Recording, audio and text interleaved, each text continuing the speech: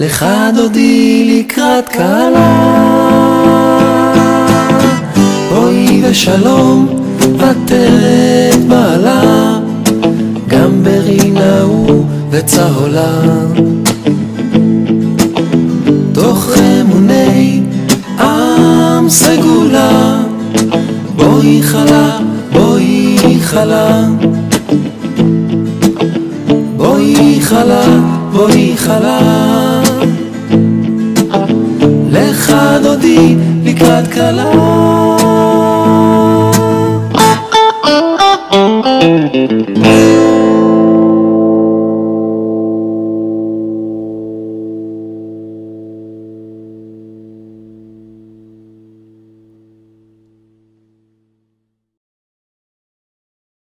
One, two, three, four.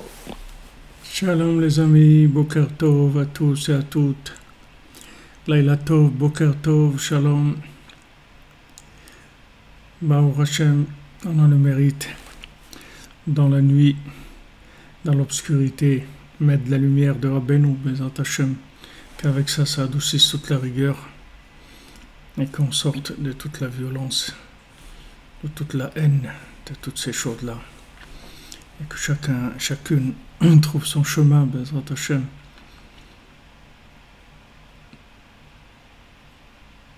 Avec l'attachement, attachement tzaddik.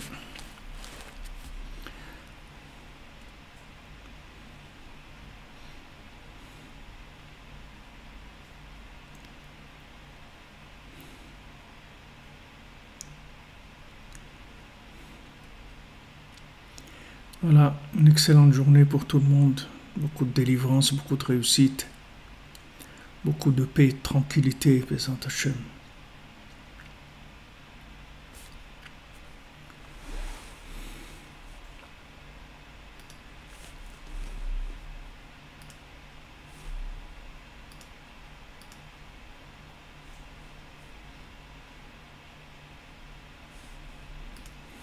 Voilà. J'espère que le son est au correct, que tout est en place. Hashem.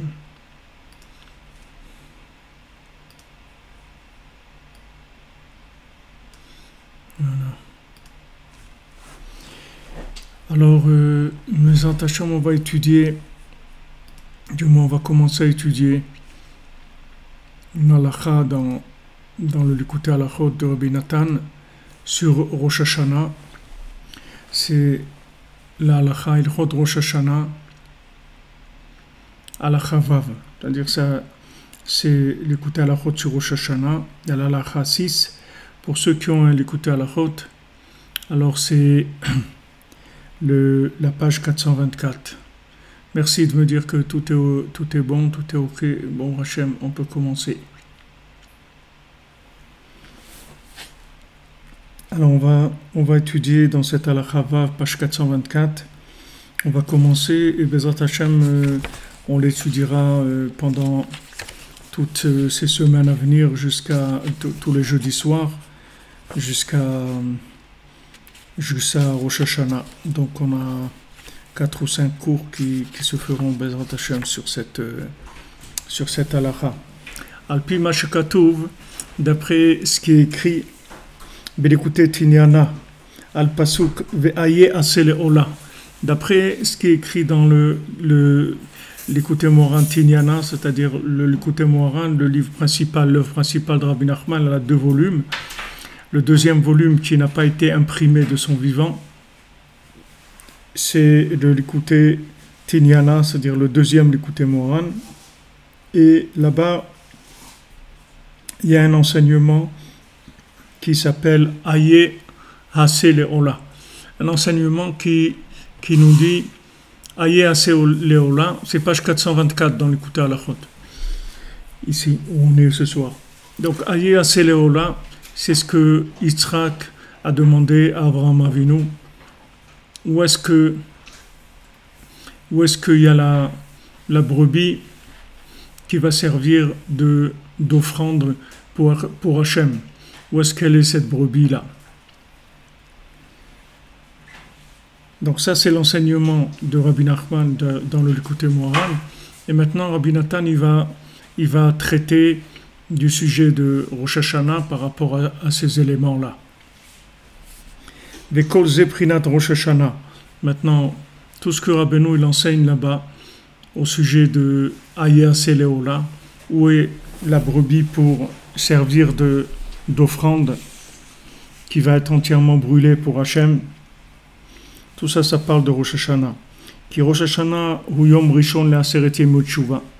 Parce que Rosh Hashanah, c'est le premier jour des 10 jours de repentir, des 10 jours de tshuva.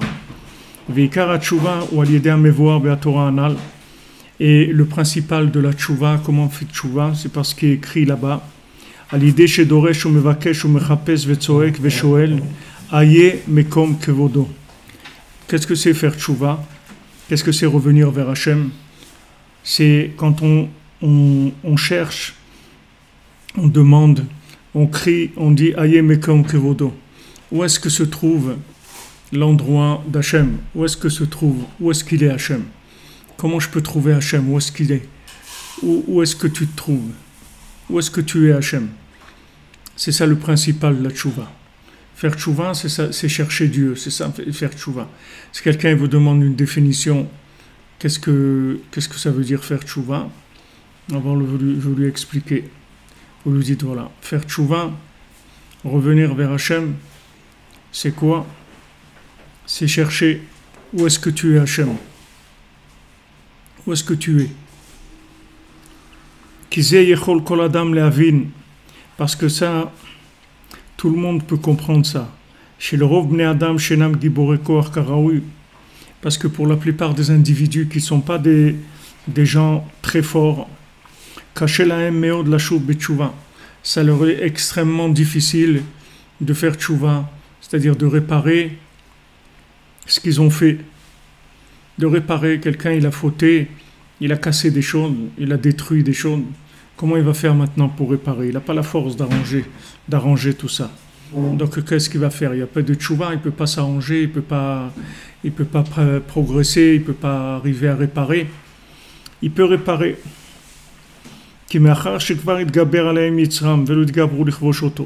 Puisque maintenant quelqu'un, il a eu déjà le mauvais penchant qui l'a fait tomber et il n'a pas pu résister.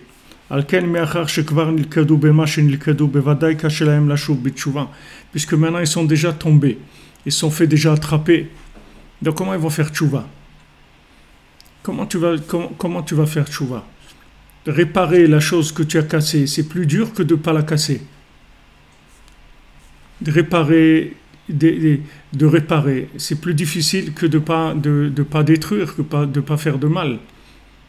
Une fois que tu as fait du mal, alors maintenant on va réparer. De faire le mal, tu n'as pas pu résister. Maintenant tu veux réparer. Très difficile, tu n'as pas la force de réparer.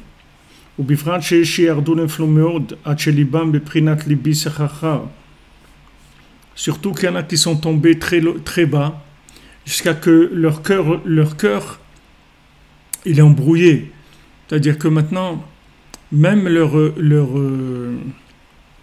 volonté de revenir, elle n'est pas claire. C'est pas 100%. Il ne sait pas ce que ça veut dire 100%. Parce que tout ce qu'il fait, c'est tout mélangé. il n'a pas des valeurs 100%. Il a des valeurs, mais ce n'est pas 100%. Un peu, comme ça, 30%, 40, 50, mais pas, il n'est pas entier. Il n'arrive pas à être entier. Pourquoi? Parce qu'il est tellement tombé, dit Rabbi Nathan ici, שהקליפה שנדבק בהם, בעוונותיהם מעקמת, מסבבת הלב, בעיקומים, סיבובים, בלבולים הרבה. Parce que maintenant, cette clipa-là, c'est-à-dire cette écorce, ces choses négatives, ces mauvais esprits qui sont rentrés en eux, elles tordent leur cœur, elles entourent leur cœur avec des chemins tordus et des embrouilles tout le temps, des choses qui troublent tout le temps l'esprit. C'est-à-dire qu'il n'arrive pas à être clair. Même maintenant, il a vu la vérité. Il a vu, c'est ça la vérité. Ok. Il dit, voilà, maintenant tu lui dis, voilà, qu'est-ce que tu dis de la vie, etc. Et tu dis, non, voilà, la vérité c'est ça et ça, il n'y a pas de problème. Il faut servir Hachem, il faut être comme Hachem il le veut, etc. Pas de problème. Théoriquement, il est d'accord sur la théorie de la chose. Maintenant, quand il veut vivre la chose, il a ces démons-là. C'est des démons, c'est des esprits qu'il y a autour de son cœur, des mauvais esprits qui entourent son cœur. Lui il croit que c'est lui qui a des problèmes. Mais c'est pas lui qui a un problème. C'est que maintenant, il est tellement descendu que il y a des degrés dans la descente. Il y a des degrés de descente. C'est pas tout le monde qui descend dans le même niveau. Comme par exemple, quelqu'un il fume. Des gens qui fument une cigarette quand ils ont fait un bon repas de famille comme ça, et après ils prennent un petit café, ils fument une cigarette, c'est tout. Et il y a quelqu'un, il fume 5 cigarettes. Il y en a qui fume 40 cigarettes. Il y a un, comme je vous ai dit, à la yeshiva, il se lève la nuit toutes les heures pour fumer parce qu'il a peur de perdre du temps à dormir et qu'il n'a pas fumé pendant qu'il dormait. C'est dommage, ça le travaille. Alors il met son réveil toutes les heures pour se réveiller pour fumer. C'est encore d'autres degrés d'addiction. C'est des degrés, il y a des degrés dans l'addiction. Maintenant, c'est pas parce que maintenant tu as vu la vérité et que tu es d'accord avec la vérité et que tu veux la vérité, c'est pas pour ça que tu vas arriver à la vivre de façon pleine. Parce que ton cœur, il a été entouré, il est entouré avec des esprits, des démons qui sont là. C'est des démons. C'est pas des choses que tu peux leur dire, bon, allez, dégagez, laissez-moi tranquille. C'est des démons. C'est-à-dire que tu as fait des liens avec eux. Tu as fait des liens avec eux. Tu t'es lié à eux. Et maintenant, ils sont là. Ils sont autour du cœur. Et ils troublent les intentions de vérité. C'est-à-dire que tu connais la vérité, tu veux bien faire, mais ils viennent, ils te troublent. Alors c'est difficile de faire des choses bien. Par exemple, tu vas prier, ils viennent, pendant que tu es en train de prier, ils t'envoient la tête dans un autre endroit. Après tu reviens et la tête elle repart. Et tu essaies de revenir. Et c'est fatigant parce que tu n'arrives pas. Et pourtant, c'est ça que tu veux. C'est ça que tu veux. Tu veux prier. Pourquoi tu es venu faire la prière? Si tu ne voulais pas faire la prière, tu ne l'aurais pas faite. Maintenant, tu viens prier. C'est pour te concentrer et faire ta prière comme il faut. Mais tu n'arrives pas. Tu n'arrives pas parce qu'il y a des degrés de descente. Il y a des degrés d'appartenance à des mondes. Il y a des appartenances à des mondes. Comme vous voyez, il y a des films, il y a beaucoup de films qu'ils ont fait comme ça, où quelqu'un il appartenait au monde, par exemple, du crime ou un truc comme ça. Et voilà, et maintenant le bonhomme, il a fait tchouva, c'est-à-dire, voilà, ça y est, il ne veut plus rien avoir à faire avec ces trucs-là. Mais on revient le chercher. On dit non, mais maintenant on a besoin de toi, tu ne peux pas refuser. On a toujours été des amis, tu ne peux pas nous refuser ça, etc. Une seule fois, on t'embêtera plus jamais, mais une seule fois. Mais il faut que tu peux pas. Parce que c'est des liens. Même si maintenant tu dis je m'en vais, ok, shalom, au revoir. Mais il y a des liens. Ces liens-là, ils sont là. C'est une réalité vécue. C'est pas une réalité, c'est pas des projets. C'est une réalité vécue. C'est des endroits, des appartenances. C'est des appartenances. Tu peux pas. Tu peux pas sortir et dire bon allez, je refais ma vie et j'ai rien à voir avec ces trucs-là. Y a pas, ça va prendre beaucoup de temps avant que tu te débarrasses de ça. Donc il te dit c'est pour ça que tu n'arrives pas à faire tchouva. C'est pas que tu veux pas, tu veux faire tchouva. Tu es honnête, tu es sincère, tu as tout. Ben tout ce que tu veux, c'est tout ce que tu dis, tout c'est vrai. Quand tu dis ça y est, je recommence plus, maintenant je veux faire, tout ça c'est vrai 100%. Le problème c'est que tu as des trucs qui sont accrochés à toi et ils te lâchent pas. C'est des sangsues comme ça, c'est des trucs qui sont accrochés. C'est très difficile de se débarrasser, ça va prendre du temps. C'est pour ça qu'il te dit n'essaye pas de jouer le bonhomme clair et qui s'en est sorti et tout, parce que c'est pas vrai, tu peux pas. Donc lui, ce qu'il va te dire à Benoît, c'est comment on fait quand on est comme ça. Comment on fait faire tchouva alors? On peut pas faire tchouva. Si on a des liens avec le monde du Olama Pesha, comme on dit, le monde du péché, hein? La pègre. Voilà, la pègre. Si quelqu'un il a des liens avec la pègre, alors il ne peut pas s'en sortir. Alors il n'y a pas de tchouva pour lui, c'est rien. Il te dit, ouais, tu peux faire tchouva. Le principal de ta tchouva, c'est pas d'essayer de rétablir le niveau des choses, d'essayer de remettre les choses en place. Le principal de ta tchouva, c'est de crier vers Hachem et de dire où tu es Hachem, où tu es. Où tu es, je te cherche, où est-ce que tu es? Où est-ce que tu es? Voilà. Je sais que tu es là, où c'est que tu es. Parce que si tu arrives à une évidence d'Hachem plus grande, c'est ça qui va te débarrasser de ces mauvaises fréquentations-là. C'est-à-dire tous ces copains et tout, ils vont partir. Il te faut une évidence plus grande. C'est-à-dire la vérité que tu as vue, elle n'est pas assez grande encore pour pouvoir te débarrasser de ça. Il faut plus de vérité. Avec la vérité comme tu l'as conçue, là où tu es maintenant, alors ces gens-là, ils sont encore accrochés à toi. Ces esprits-là, ces choses négatives, elles sont là. Si tu veux t'en débarrasser, il va falloir chercher plus profondément. Donc tu vas dire, Aïe Aséléola. Où est-ce qu'il est? Où tu es, Hachem? Aïe Mekom Kevodo, où est-ce que tu es? Où est-ce que tu es? Voilà. Et j'ai compris, c'est ça et tout, mais j'arrive pas à me débarrasser de ces choses-là. Donc comment on fait? Tu peux pas avancer. T'arrives pas. Il y a des choses qui collent, qu'on dit colle à la peau. Ça colle, ça t'arrive pas. C'est pas que tu veux pas, tu es honnête, tu es sincère et tout, mais de l'endroit où tu es descendu, là-bas, il y a des trucs qui sont très très forts. Il y a des trucs qui sont très chazak.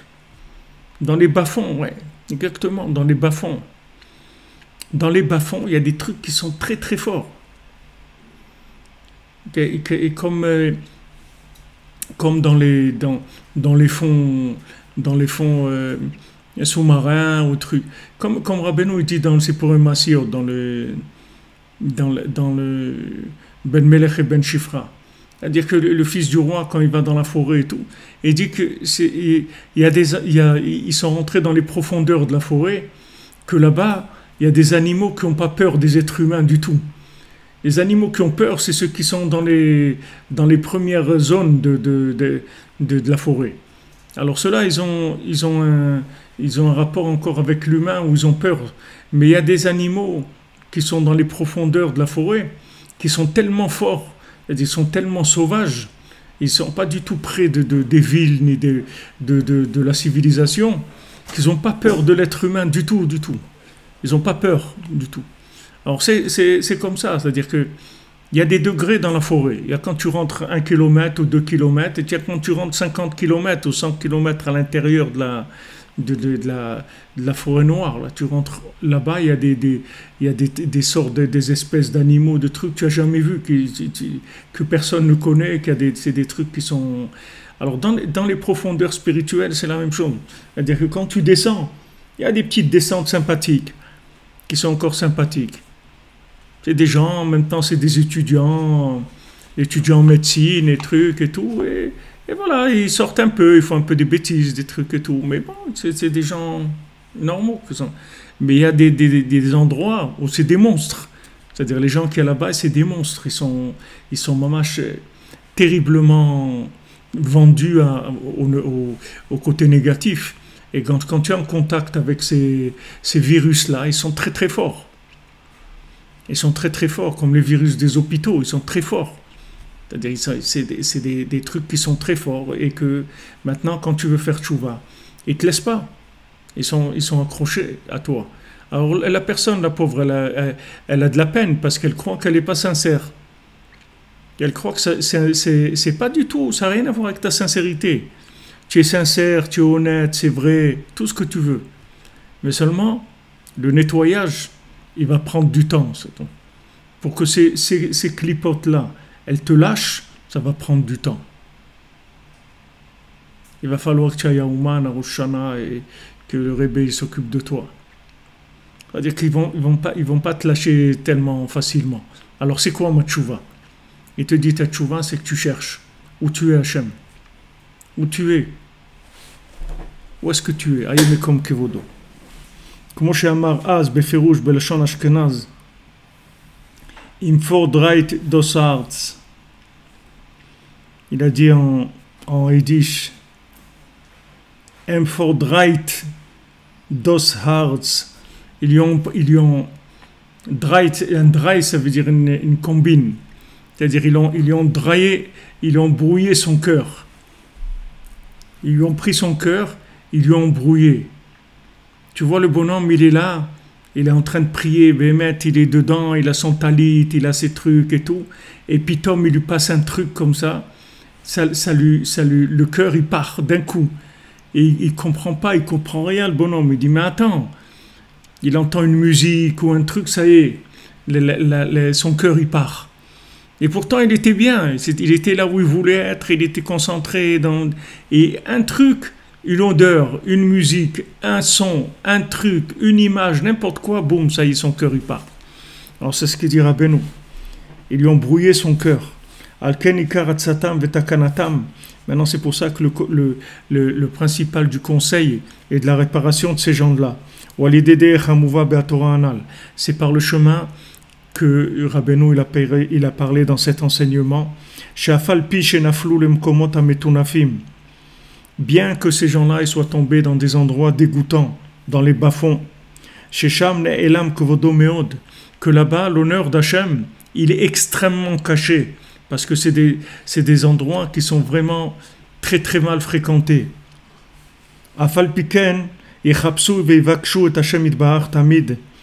Malgré ça, ils doivent chercher et demander après Hachem tout le temps, et ils doivent demander et chercher à chaque moment, Aïe mekom kevodo, où est-ce que tu es Hachem? Où est-ce que tu es Hachem dans cette folie-là? Où est-ce que tu es Hachem dans ce tourbillon-là de folie? Où c'est que tu te trouves? Où c'est que tu es? Où c'est que tu es dans ces endroits-là qui sont tellement obscurs, tellement mélangés, tellement de choses contradictoires. Beprinat yerida tachlita aliyah, chez Uprinat aye aseleola. Et à ce moment-là, vetitapech hayerida gdola le aliyah. Maintenant, il va arriver à ce que sa descente, là où il est descendu, ça va se transformer en montée. Beprinat yerida tachlita aliyah. C'est-à-dire que cette descente-là, en fait, c'est pour remonter avec des éléments extrêmement élevés, extrêmement précieux. Chez Zéoprinat Aye Aseleola.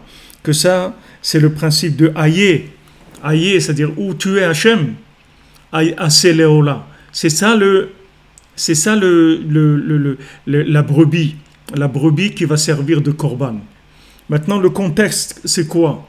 C'est que Avraham Avinu,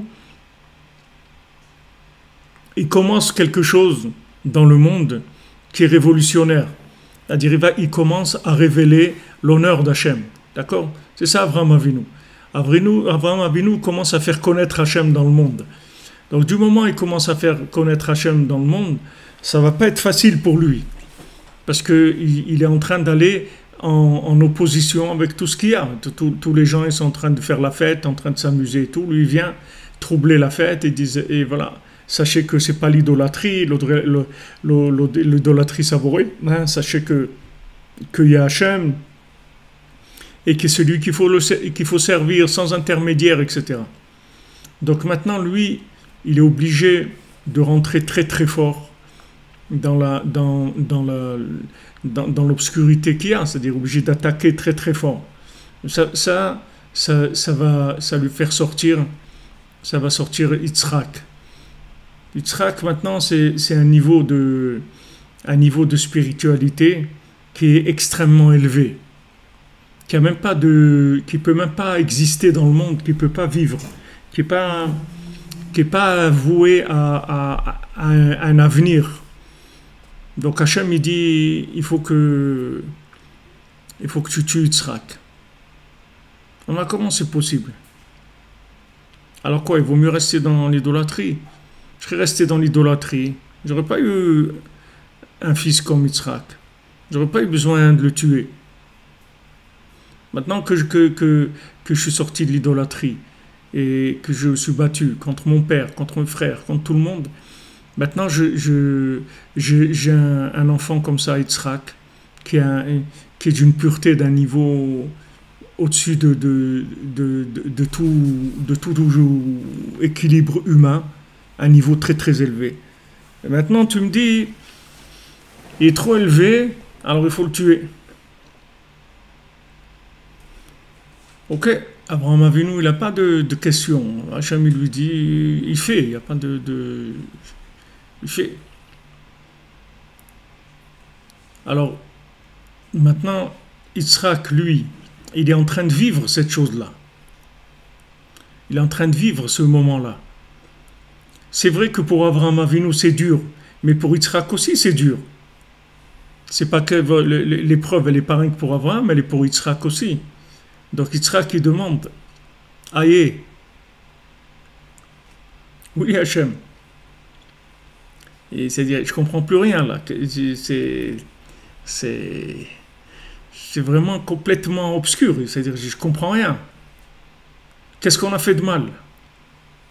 Qu'est-ce qu'on a fait de mal? Ouais, tu reçois des roquettes, tu dois aller dormir dans des abris et tout. Qu'est-ce qu'il a fait pour dormir dans des abris? Qu'est-ce qu'il a fait de mal? Ça fait de mal, Yitzhak. Qu'est-ce qu'il a fait de mal? Il n'a rien fait. Il n'a rien demandé. Alors, aïe, cette recherche-là, et il dit, c'est ça le Céléola.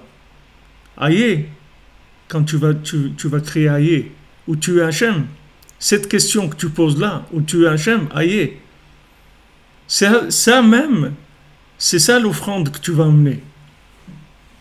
C'est-à-dire, au fond de la contradiction la plus grande qui est, puisque si tu réfléchis un quart de seconde, tu es mort, c'est fini. C'est-à-dire, il y a tout qui explose, c'est fini. Tu réfléchis une seconde, les gens ils sont passés par la Shoah, tout Hachem Ishmor, réfléchis une seconde, il est mort le bonhomme, c'est fini. Le gars, il a fait sa aliyah, il est venu habiter en Eretz Israël, il se prend des roquettes. Dès qu'il arrive, il commence à prendre des roquettes. Il me dit, attends.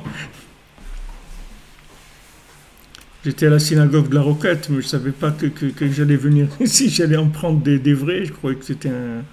Mais, non, ici c'est des vraies roquettes. Pas la synagogue de la roquette. Des vraies roquettes ici.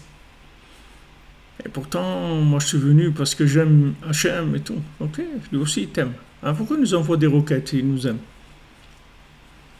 Alors plein comme ça de contradictions. C'est ça les endroits qui sont bas. C'est que c'est pas clair du tout. C'est-à-dire tu vois rien. C'est des contradictions sur contradictions, question sur question. C'est horrible, c'est l'horreur. C'est vraiment l'horreur. Alors il te dit,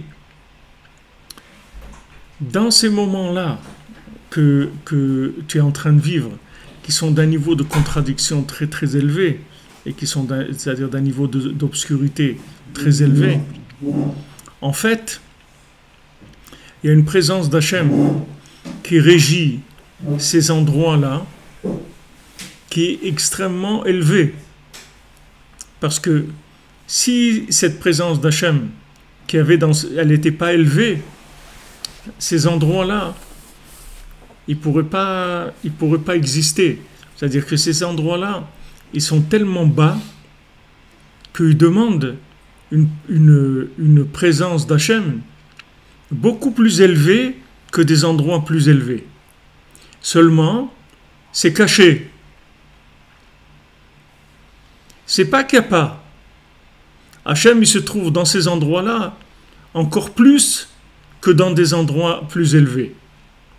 Parce que dans les endroits plus élevés, c'est plus facile. Mais dans ces endroits-là, c'est tellement bas qu'il faut une présence d'Hachem d'un niveau très élevé. Seulement, elle est cachée.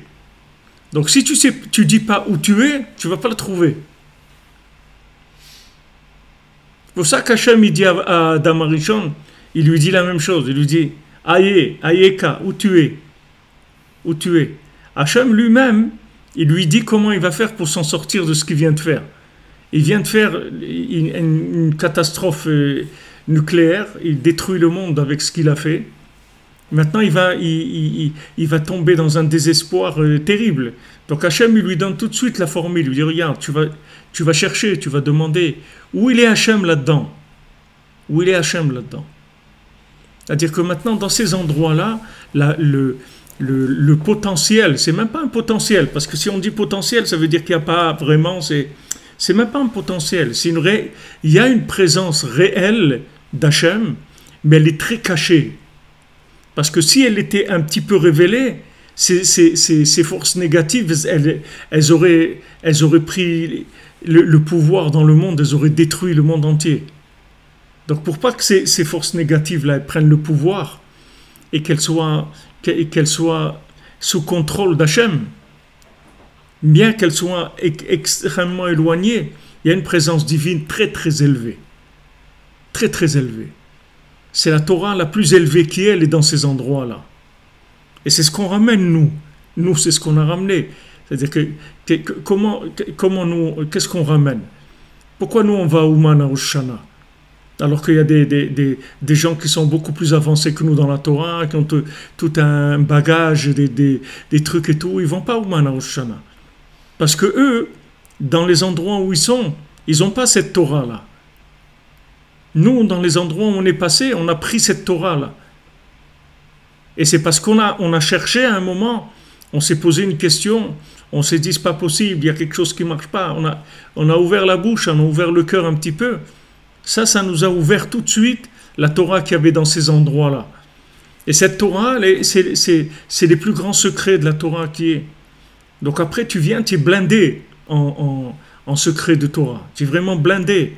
Maintenant, au niveau comportement et tout, tu es détruit complètement. Mais au point de vue secret de la Torah, tu as beaucoup de secrets de Torah avec toi. Mais comme il te dit, tu es très très mal en point.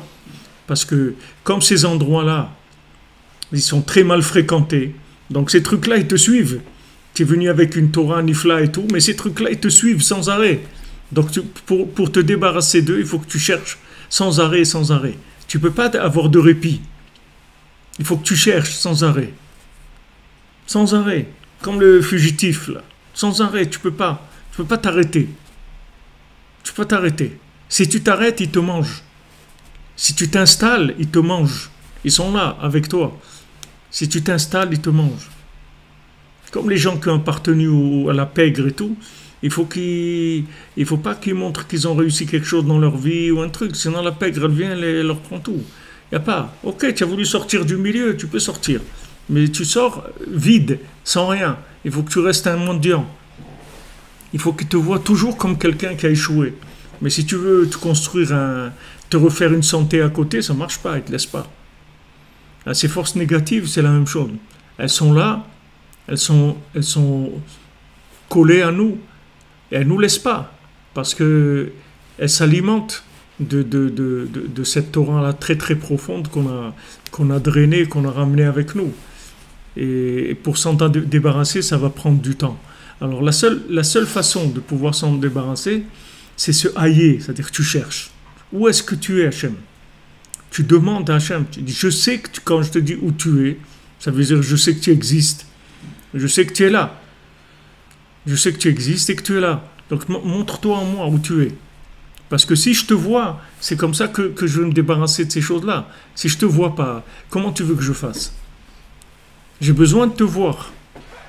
J'ai besoin de te voir. Si je ne te vois pas, j'arrive pas. Alors cette recherche-là, c'est la seule façon de pouvoir arriver à se maintenir dans ces milieux-là.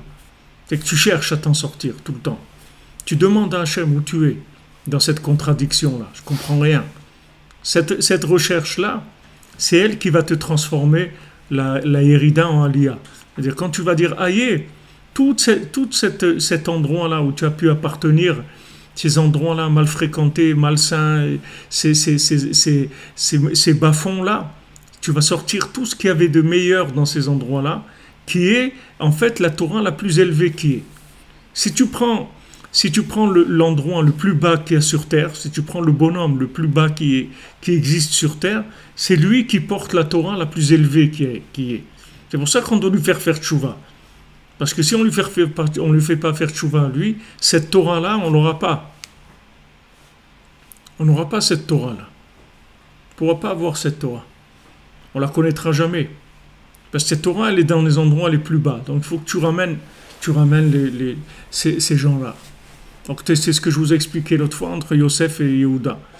Il dit si moi je ramène pas, Yosef il dit si je ramène pas les gens qui sont éloignés, tu peux pas t'asseoir sur le trône, tu peux pas prendre le pouvoir de la Torah. Parce que le pouvoir de la Torah, il viendra que quand ces gens-là, ils auront reconnu que Hachem. Ça veut dire qu'on aura récupéré la Torah qui se trouve dans les endroits les plus éloignés. Donc maintenant, tu te trouves plein de contradictions. Tu as plein de problèmes de comportement, de trucs. Tu es fragile, tu sautes du coq à l'âne, d'un truc à un autre. Tu n'arrives pas à te stabiliser et tout. Tout ça, il faut que tu saches que c'est normal. Il n'y a aucun problème à ça. Il ne faut pas que tu t'inquiètes. C'est tout à fait, tu es dans le truc normal. La seule chose qu'il faut, c'est que tu cries, c'est tout. Tu demandes Aïe, où est-ce que tu es, Hachem? Chaque fois que tu dis où est-ce que tu es, Hachem, ça c'est assez le Ola. Ça c'est ça l'offrande. C'est ça le sacrifice. Quand tu dis Aïe, c'est ça le sacrifice qui va éviter de faire le sacrifice de Yitzhak. Sinon, c'est le sacrifice d'Yitzhak. Pourquoi? Tu peux pas. Qu'est-ce que tu viens sortir qui tu es? D'où tu viens? T'as pas le droit de rentrer dans t'as pas le droit. Il y a toutes les forces négatives du monde qui viennent contre. Qui tu es? Que tu vas venir maintenant amener la parole divine, essayer d'amener quelque chose de clair, de vrai dans le monde. Yitzhak, c'est le premier juif du monde. Premier, il est d'une pureté extraordinaire. Maintenant, cette pureté, elle peut pas vivre parce que elle a pas de, elle a aucun lien avec le monde, avec la matière, avec tout ça. Il est complètement anachronique. Il est comme un cheveu dans la soupe. Il n'a rien à voir avec ce monde. Ça peut pas vivre. Alors Aïe, c'est sauver sa vie et celle des autres. Hein? Aïe, c'est sauver sa vie et celle des autres. Ouais. Enfin, de son entourage. Aïe, ça veut dire que quand tu vas crier Aïe, tu vas sortir le point positif des démons, des forces négatives qui l'entourent. Parce que maintenant ces forces négatives-là, tu as eu des rapports avec eux, tu as échangé avec eux, d'accord? Maintenant, tu ne peux pas leur dire bye-bye. Tu as échangé avec eux. C'est-à-dire que maintenant, quand tu es descendu dans ces endroits-là, tu as eu ces fréquentations-là, c'est-à-dire tu as fréquenté ces esprits-là négatifs. Tu as créé un lien avec eux. Ce lien-là, tu ne peux pas du jour au lendemain dire « Ok, je prends la Torah qui est là-bas, les amis, je m'en vais. C'est-à-dire, je prends le butin, tu as fait un hold-up avec 10 personnes, toi tu prends l'argent, tu t'en vas, tu veux les laisser sans rien. Mais ils vont pas te laisser, ils vont te chercher partout. Ils vont pas te laisser. Parce que ces clipotes-là, elles vivent de ça. Elles vivent de la Torah qui était là-bas. Maintenant, du moment où toi, tu prends cette Torah, tu sors avec, ils peuvent plus vivre de ça. Parce que ça y est, si cette Torah s'est révélée, et puis ils ne peuvent plus vivre de ça. Eux, ils pouvaient vivre de cette Torah tant qu'elle était cachée. Mais maintenant qu'elle s'est révélée, ils ne peuvent plus vivre de cette Torah-là. Donc ils s'accrochent à quoi? À celui qui a cette Torah-là. Et ils ne le laissent pas. Ils ne le laissent pas tranquille. Alors maintenant, tu as d'un côté en toi une Torah qui est très très élevée, qui te donne des sensations, des intuitions, des visions, des trucs extraordinaires. Et c'est vrai. Et d'un autre côté, tu as des trucs qui sont les trucs les plus horribles de la terre. Et qui sont en même temps. Ben ça te rend fou. Parce que tu dis, je suis un bandit. Je suis un type malhonnête. J'ai fait tchouva, mais ben, j'ai pas fait tchouva. Non, ne rentre pas là-dedans, parce que tu te trompes. Ça, c'est eux qui t'embrouillent, qui te font croire ça. C'est pas vrai. Tu es honnête, tu es droit, tu es sincère, tu es tout. Mais seulement, avant qu'ils te lâchent, ça va prendre du temps, c'est tout. Mais ils vont te lâcher. Ils vont te lâcher. C'est-à-dire que cette Torah-là, il faut qu'elle devienne chez toi de plus en plus évidente. De plus en plus évidente. Plus cette Torah que tu as en toi, elle va être évidente, et plus ils vont te lâcher. Tu vois, bon, Hachem, il y a des enfants, tu as des enfants. Tu vois, dans les enfants, qu'ils t'ont lâché. Tu comprends? Ils ne sont pas rentrés chez tes enfants. Tu vois qu'ils t'ont lâché. Qu'ils ne sont pas arrivés à passer dans les enfants. Donc tu vois que ça marche. C'est-à-dire qu'il y a une purification qui vient petit à petit. Mais le principal, c'est que tu cherches. Tu demandes où tu es, Hachem. Où tu es. Tu cherches cette Torah qui est cachée. C'est vrai que maintenant, tu la connais un petit peu. Mais tu la connais qu'un petit peu. Si tu connaissais cette Torah que tu as en toi, toutes ces clipotes-là, elles s'en vont tout de suite. Elles disparaissent tout de suite. Mais il faut que tu la sortes de façon qu'elle devienne évidente. Qu'elle devienne évidente. Quand elle devienne comme Yaakov, tu t'en émettes les Yaakov. Yaakov, il n'y a personne qui peut l'embrouiller. Il va chez Lavan, il va... Rien, pas de problème. Il n'y a aucun problème. Personne ne peut l'embrouiller. Parce que la vérité, elle est rentrée dans des récipients, elle est vécue dans des applications claires, équilibrées, dans ce monde, avec la matière, avec tout. Tu peux rien lui dire.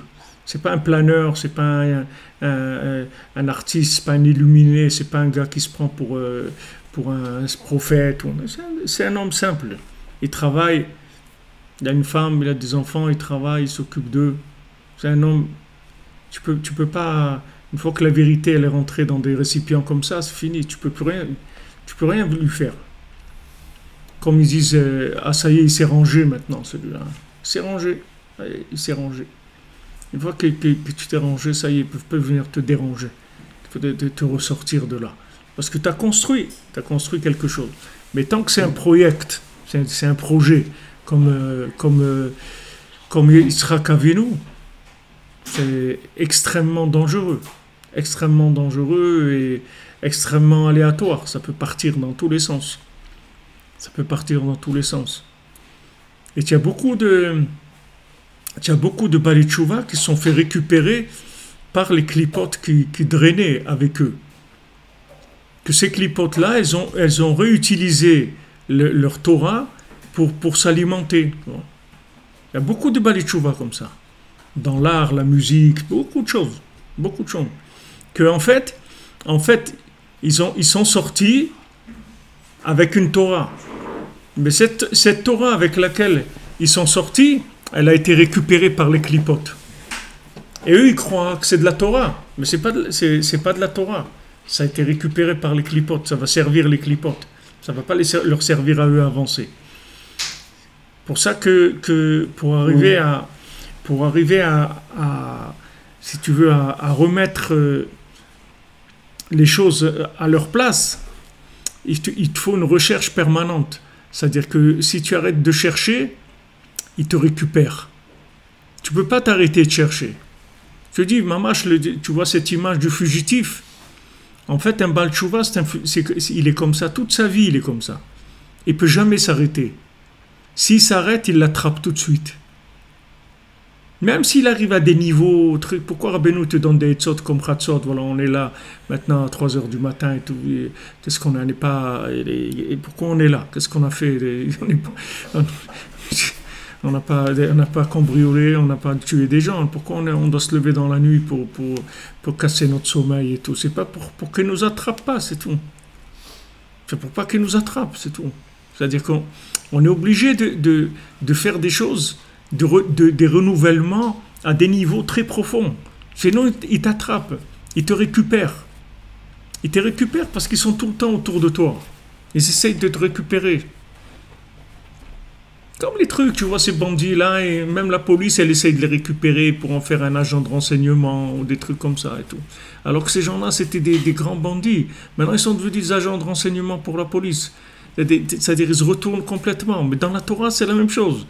Il y a des gens qui sont sortis d'un monde de clipotes et que maintenant, les clipotes, elles les ont récupérés et travaillent pour eux. Avec la Torah qu'il a. Avant, elle était cachée, la Torah. Donc, il s'alimentait moins de lui. Maintenant qu'il a de la Torah un peu plus révélée, il s'alimente encore plus qu'avant. Il fait plus de dégâts qu'avant. Beaucoup plus de dégâts. Parce que la Torah, elle est plus révélée. Il peut entraîner des gens. Dans l'erreur. Il peut faire tomber des gens. Alors qu'avant, il ne pouvait pas faire tomber des gens parce qu'il n'avait pas de Torah.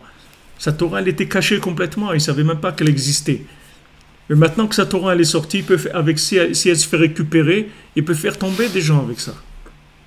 Tu vois, les rois d'Israël et tout, qui ont fait tomber des gens, qui ont fait faire Avodah Zara en Israël, qui ont empêché la Aliyah de monter au temple. Tout ça, ça vient d'où? Ça vient de ça. Ça vient de ce principe-là. Même un Kohen Gadol, il était 40 ans Kohen Gadol. Un jour, il a mangé dans un korban, il a mangé quelque chose qui était très très fort. Ça l'a fait tomber. Il a tout lâché. Il a tout lâché. Il n'est pas arrivé à la Klippa, il l'a fait tomber. C'est une grande aventure, la tchouva. C'est pas une petite chose. C'est une grande aventure. C'est une grande aventure. Et il ne faut pas que tu vieillisses du tout. Tu n'as pas le droit au vieillissement. Tu n'as pas le droit à la retraite, tu n'as pas le droit au vieillissement. C'est tous les jours. Pourquoi Rabbeinu dit Asur liot zaken? Pourquoi Rabbeinu dit c'est interdit d'être vieux? Pourquoi on ne peut pas vieillir un peu, comme le bon vin? Allez, laisse-moi tranquille. Je me mets dans mon coin, ça y est, oubliez-moi, c'est tout. J'ai envie de me planquer, c'est tout. Tu peux pas. Il n'y a pas de planque. Il n'y a pas de planque, il n'y a pas de planqués. Ils sont là tout le temps avec toi. Ils ne te laissent pas. La seule façon dont tu vas t'en sortir, c'est-à-dire que pour pas qu'ils puissent te faire de mal et pour que tu puisses faire grandir ta Torah tous les jours, c'est que tu cherches tout le temps. Tu te bouges, tu bouges tout le temps. Et principalement le sommeil, comme ça, tu te lèves dans la nuit. Quand tu te lèves dans la nuit, tu te débarrasses d'eux. Rabbeinu te garantit, tu te lèves dans la nuit, tu parles avec Hachem et tout, tu te débarrasses d'eux. Ils peuvent pas t'attraper. Mais seulement, c'est un travail, c'est tous les jours. C'est une guerre de tous les jours. C'est une guerre de tous les jours, sinon ils t'attrapent. Et toi, tu crois que c'est toi? Tu crois que c'est toi, que c'est ta vie, c'est tes idées. Mais ce n'est pas tes idées à toi. C'est ces clipotes-là. Ce n'est pas tes idées. Des fois, tu te trouves à être complètement idiot, à faire des trucs, des bêtises, des trucs. Et tu crois que c'est toi. Alors, tu es déçu de toi-même. Mais ce n'est pas toi, ça. Ce n'est pas toi. C'est ces clipotes-là qui ne te lâchent pas. Pour ça, il faut chercher sans arrêt. Benafsho yavilachmo. Avec son âme, il amène son pain tous les jours. il cherche. Tous les jours, il cherche. Aïe assez Léola. Aïe mais comme que Vodo. Où tu es Hachem. Où tu es Hachem. C'est-à-dire, tu cherches cette Torah-là que tu as ramenée avec toi. Tu la développes, tu la nettoies, tu la raffines, tu la rends plus vraie, plus pure, plus sincère, sans arrêt. Et elle ne vieillit pas. Rabbi Nathan, il dit à son fils, fais attention de croire que cette Torah, elle vieillit. Elle ne vieillit pas. Elle est comme cette eau-là qui est derrière moi. Vous ne voyez pas parce que vous voyez que du verre. il voit l'eau qui coule derrière moi. Rabbi Nathan, il dit que les diburim de Rabbeinu, c'est Nachal Novea Mekor Chochma. C'est-à-dire chaque parole de Rabbeinu, ce ne sont pas des paroles qui se sont arrêtées. C'est ce ça y est, je sais. Tu sais rien du tout. Aïe, assez. Je sais. Il dit, je sais. Aïe, assez. Qu'est-ce que tu sais? Tu sais rien du tout. Tu sais rien du tout. Tu crois que tu sais ce que Rabbeinu dit. Tu crois que tu comprends quelque chose de Rabbeinu. Tu ne comprends pas. Ce que tu as compris hier, ça y est, aujourd'hui ça a changé. Allez, il faut chercher encore. Il dit chaque dibour, chaque parole de Rabbeinu, elle nachan novea mekor chochma. Chaque parole de Rabbeinu, c'est une source de sagesse qui coule en permanence. C'est-à-dire, elle se renouvelle tout le temps. C'est pas des connaissances. Malheur à toi, si jamais tu rentres dans la connaissance, dans la maîtrise de la connaissance, il t'attrape tout de suite. Si tu veux te mettre un petit magot de côté et tout, ils viennent tout de suite, ils te les prennent. Ils t'attrapent tout de suite. Tu peux pas mettre de magot de côté, rien. Tu peux pas. Tu n'as pas le droit. Tu peux pas. Sauf tu as piraté des endroits, tu comprends? En fin de compte, tu as piraté des endroits. Tu étais dans des endroits, tu t'es fait copain avec eux, ils croyaient que c'était des leurs. Et à un moment, tu les as piratés. Tu es parti vers Hachem. Mais ça, ils te le pardonneront jamais. Comment? Tu étais des nôtres et tout. Maintenant, tu es parti. Tu es parti dans le contraire. Tu veux nous tuer. C'est-à-dire, tu veux amener de la Torah qui va nous détruire. Alors, c'est dur. C'est-à-dire que ça demande... Et tu peux pas te fier au monde religieux, parce que le monde religieux, il n'a rien à voir avec ça. Le monde religieux ne connaît pas ça du tout. Il ne sait pas du tout ce que c'est. Rien, c'est des autres gens. Ils n'ont rien à voir avec ça. Ils ne savent pas ce que c'est un fugitif. Ils ne savent rien du tout. Ils ne savent pas du tout qu'est-ce que ça veut dire. Un homme qui fuit ces clipotes-là. Ils ne savent pas parce qu'ils ne les connaissent pas. Ils n'ont jamais eu affaire à ça. Ils ne connaissent pas. Ils font partie des gens qui sont nés en Eretz Israël, si tu veux. Ce n'est pas les Juifs du désert. Pas les Juifs du désert, c'est des gens qui ne connaissent pas l'Égypte, ils ne savent pas du tout que ça existe. C'est une autre façon de vivre. Toi, tu vas être assis dans un endroit et tu vas entendre une musique, un truc qui va te prendre, qui va te troubler complètement. Et tu vois un religieux à côté de toi, il regarde et dit que ça va, tout va bien. Qu'est-ce qui se passe? Tu dis non, ça va, non, mais je vois que tu n'es pas bien, qu'est-ce qu'il y a? Non, ça va, tout va bien, mais il ne peut pas comprendre. Si tu lui dis, alors il va te prendre encore pour un fou, encore plus. Il vaut mieux que tu dis rien, parce qu'il va croire que tu es fou. Il ne comprend pas que tu es un fugitif. Comme le gars qui fuit, et il est assis à la terrasse d'un café, à un moment il voit quelqu'un, des connaissances à lui, il sait que il faut qu'il se lève, qu'il se sauve tout de suite, parce qu'il sait qu'ils vont l'attraper.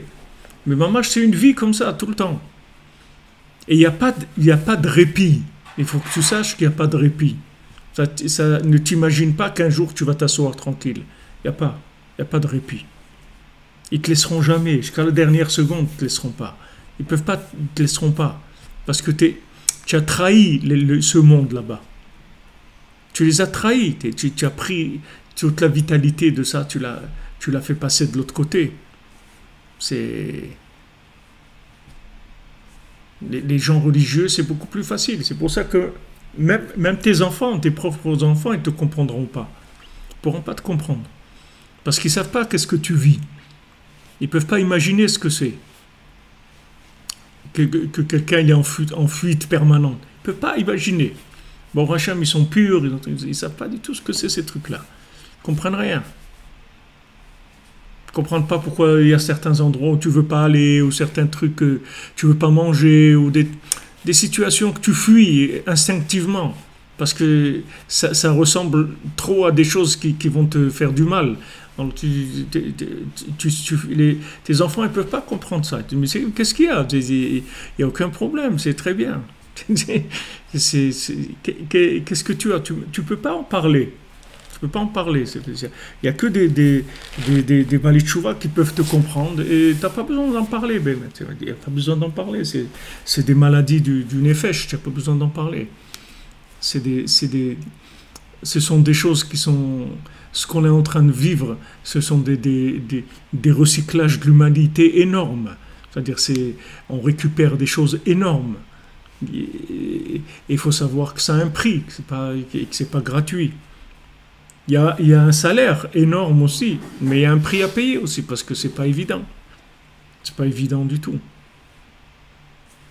C'est-à-dire que tu peux pas avoir appartenu à un monde dans lequel tu jouais le jeu, tu étais sincère et complètement avec eux, et d'un moment tu t'en vas, tu prends la Torah qu'il y avait là-bas.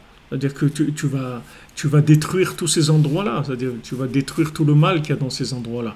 Alors ils te suivent, ils te lâchent pas. Ils te lâchent pas, seulement tu raffines, tous les jours tu raffines, chaque fois que tu cherches tu raffines. Chaque fois tu raffines, à chaque fois tu raffines. C'est une Torah très très élevée que toute ta vie tu ne pourras pas la maîtriser complètement. Parce que c'est très élevé, c'est la Torah qui vient des endroits les plus bas, qui est la Torah la plus élevée qu'il y ait jamais eu dans le monde. D'où Rabbeinu il a amené toute la Torah que Rabbeinu il a amené. Il a amené la Torah qui était dans ces endroits-là. Qu'est-ce que c'était la Torah de Atika Stima? Qu'est-ce que c'est la Torah qui était cachée pour le futur?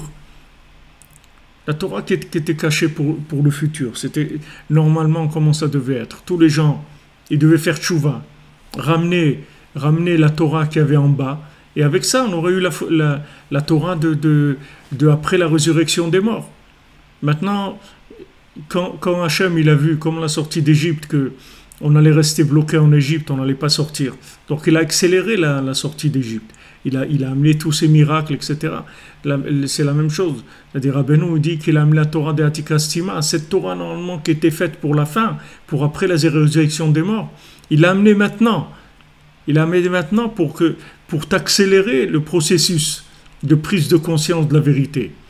En fait, ce que Rabbeinu il te dit, pourquoi les gens ils aiment Rabbi Nachman, pourquoi ils s'identifient? Parce qu'en fait, il te parle de la Torah que tu as en toi, la Torah que tu as sortie de là-bas, c'est de ça qu'il te parle. Donc tu comprends très très bien de quoi il parle. Tu sais exactement de quoi il parle. Même si tu n'es pas un grand érudit en Torah, mais tu sais exactement de quoi il parle. Et des fois, tu vas parler avec un religieux et même un érudit en Torah, et il ne va pas comprendre de façon aussi intense que tu comprends toi. Parce que lui, il travaille sur une Torah qui n'a rien à voir avec ces mondes-là, des bas-fonds. Tu comprends? Il travaille avec une Torah qui vient des mondes qui sont plus nobles, plus élevés. C'est-à-dire mais plus l'endroit il est noble, plus l'endroit il est propre, plus la Torah qui est là-bas elle est faible. Mais toi tu viens avec une Torah énorme. Alors tu vois des gens qui sont religieux, tu leur parles, tu vas dire ouais regarde Rabbi Nachman, et le gars il te regarde comme ça, tu vois il comprend rien. Alors tu es déçu, tu dis mais comment il peut pas, il comprend pas, il voit pas là qu'est-ce qu'il y a, il se rend pas compte, il peut pas se rendre compte. Parce que ça c'est ta Torah à toi, c'est des endroits où tu viens.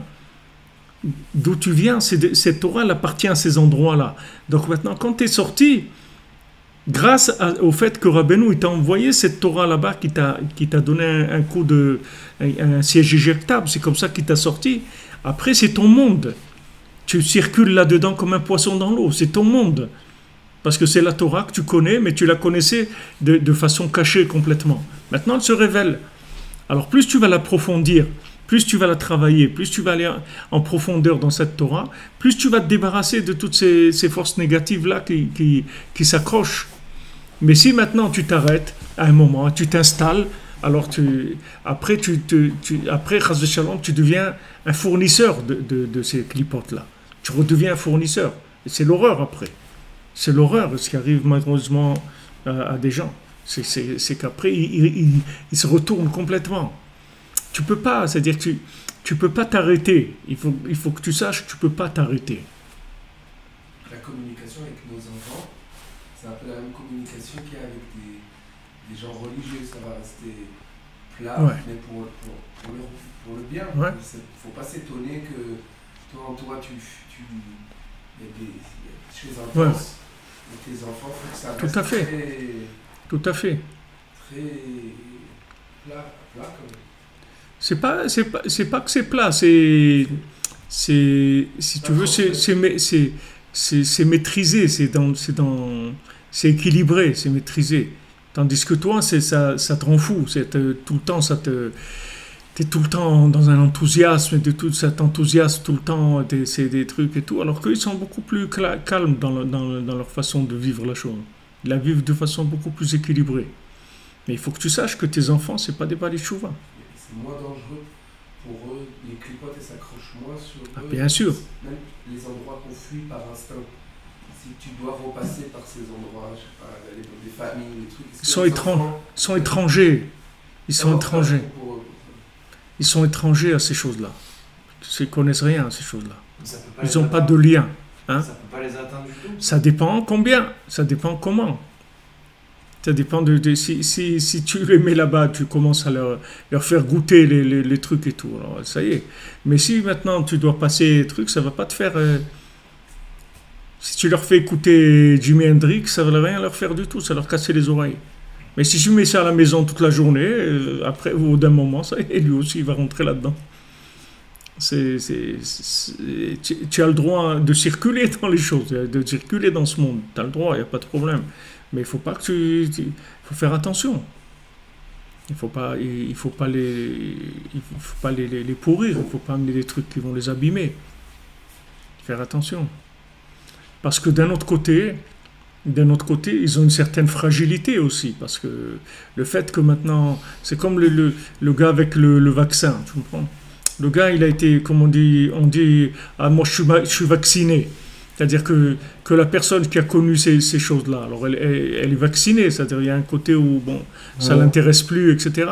Mais les gens, les religieux, ils trouvent un nouvel élan, un nouvel intérêt pour ces choses-là, du monde religieux. Maintenant, tu peux même pas leur expliquer, parce que eux, l'approche qu'ils ont, c'est pas du tout la même approche que toi. Comme il disait le Rav Besançon, chez le Fouachlema, Israélite Sragon Fortuné, il nous disait un Baal Tshuva et un religieux les deux ils prennent l'ascenseur, mais un Baal Tshuva il monte, le religieux il descend. C'est vrai qu'ils sont dans le même ascenseur, mais ils vont pas dans la même direction. C'est-à-dire que maintenant, un Baal Tshuva, il sort de ces endroits-là et il amène la Torah qui était là-bas, il l'amène dans la Torah. Mais un religieux, quand il va là-bas, il prend la Torah qui est sortie, il la remet il la ramène dans ces endroits-là, si jamais il va là-bas. Tu comprends? Donc ils ont une certaine fragilité, parce qu'il y a une naïveté, ils ne se rendent pas compte, etc. Ils ne savent pas jusqu'où ça peut aller, parce qu'ils ne connaissent pas ces mondes-là. Donc il y a un côté qui est fragile.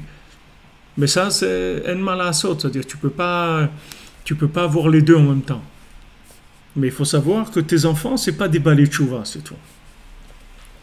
Ils ont rien à voir avec le Baal Tshuva. C'est-à-dire qu'ils ne sont pas dans Aïe Aseleola. Yaakov Avinu, il ne fait pas Aïe Aseleola. Il n'est pas dans Aïe Aseleola. Il n'est pas dans ça du tout. Yaakov Avinu, c'est le travail, truc, et on y va, c'est tout. On avance, on construit, on n'a pas on n'a pas tous ces troubles-là des deux mondes en même temps. Ils ne vivent pas du tout là-dedans. Tandis que Yitzhak, il est complètement là-dedans. Aïe, où est-ce qu'il est Hachem? Où est-ce qu'il est Hachem? Alors, le Beikar, ce qu'il faut savoir, c'est qu'il ne faut pas vous en vouloir. C'est-à-dire, il ne faut pas se dire je suis schizophrène et tout. Parce qu'un Baal Tshuva, il est schizophrène. C'est obligé. Tu ne peux pas être autrement. C'est impossible. On t'a arraché d'un monde. Tu t'es arraché à un monde. Donc tu peux pas, tu peux pas. Tu peux pas. Tu vas dire tu vas dire à ton fils ou à ta fille la baguette, une baguette par exemple. C'est rien du tout pour lui. Il n'aime même pas. Ça lui dit rien du tout. Pour toi, la baguette c'est un mythe. C'est une religion la baguette. Il y a un mythe dedans.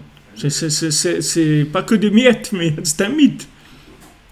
C'est mamache un mythe. Il y a une histoire dedans. Il y a tout un truc. Il y a tu sens des choses. Il y a l'odeur. Il y a le truc croustillant, la chaleur. Et quand tu mets dedans du beurre, comment ça fond et des trucs. Et il y a plein de... C'est tout un monde qui est là-dedans. Mais eux, ils ne connaissent rien du tout de ça. Ça leur dit rien du tout. Ils préfèrent des tranches de pain mou comme ça, un peu truc, c'est tout. Qu'est-ce que tu vas commencer à parler? Tu peux pas parler. Il y a une incompréhension. C'est impossible. C'est impossible. Mais le Icar qu'il faut retenir, c'est les gabit raskout, c'est-à-dire que tu saches que ça vient pas de toi. Au contraire, c'est tout à ton honneur. C'est tout à ton honneur. Toutes ces clipotes-là, toute cette schizophrénie, tout ce côté-là fou qu'il y a en toi, c'est tout à ton honneur. C'est pas ce côté qu'il faut que tu regardes. C'est pourquoi qu'ils sont là en train de t'embêter. Pourquoi ils sont là? C'est ça qu'il faut que tu te regardes. C'est qu'ils sont en train de t'embêter parce que tu es chargé en Torah, que tu as une Torah extraordinaire. C'est pour ça qu'ils ne te lâchent pas. Pour ça qu'ils ne te lâchent pas. Si tu n'avais pas cette Torah-là, ils t'auraient lâché depuis longtemps. Ils ne t'auraient même pas regardé. Ils t'auraient laissé faire ce que tu veux. Mais le fait qu'ils s'acharnent sur toi sans arrêt, ça, c'est la preuve que tu es en train de ramener une Torah qui n'a encore jamais vu le jour. Et que le monde entier, il attend cette Torah-là. Donc, il faut que tu bosses, c'est tout. Il ne faut pas que tu commences à pleurer, à pleurnicher, à te dire « Ouais, quand même, j'en ai marre des trucs, de monter, descendre. J'aimerais avoir un peu d'être tranquille et avoir un petit peu quand même de... » Non, il n'y a pas, tu ne vas jamais être tranquille, mon ami. La Torah que tu ramènes, jamais on te laissera tranquille. Jamais. C'est comme dans l'argent. Il y a des gens, s'ils gagnent à partir d'un certain montant, je ne sais pas, 10 millions d'euros ou 20 millions d'euros, ou 30 000, c'est fini la tranquillité. C'est fini.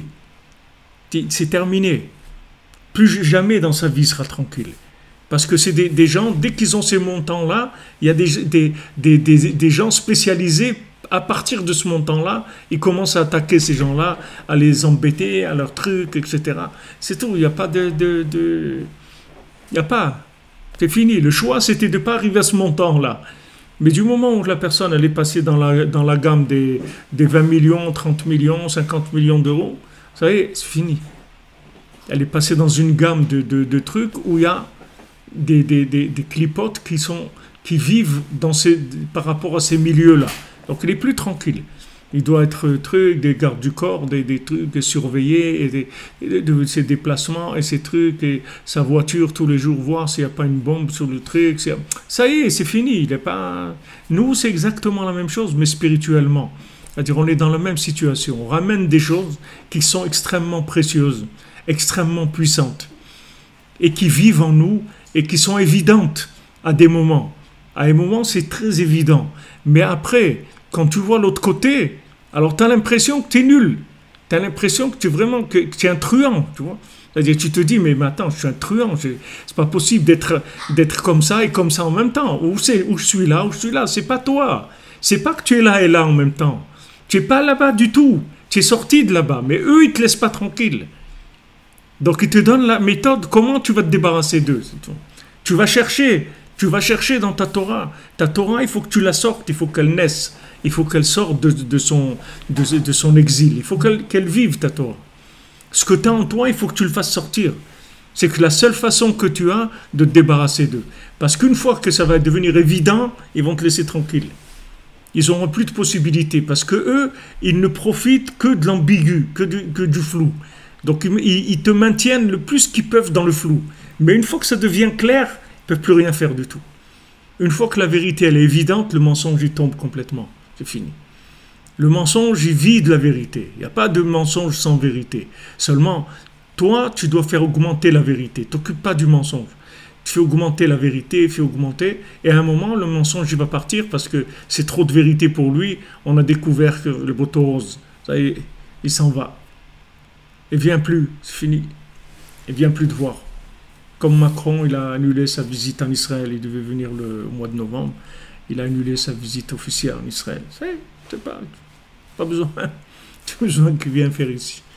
On n'a pas besoin. Tu pas de... C'est tout. Les choses, elles deviennent évidentes, c'est tout.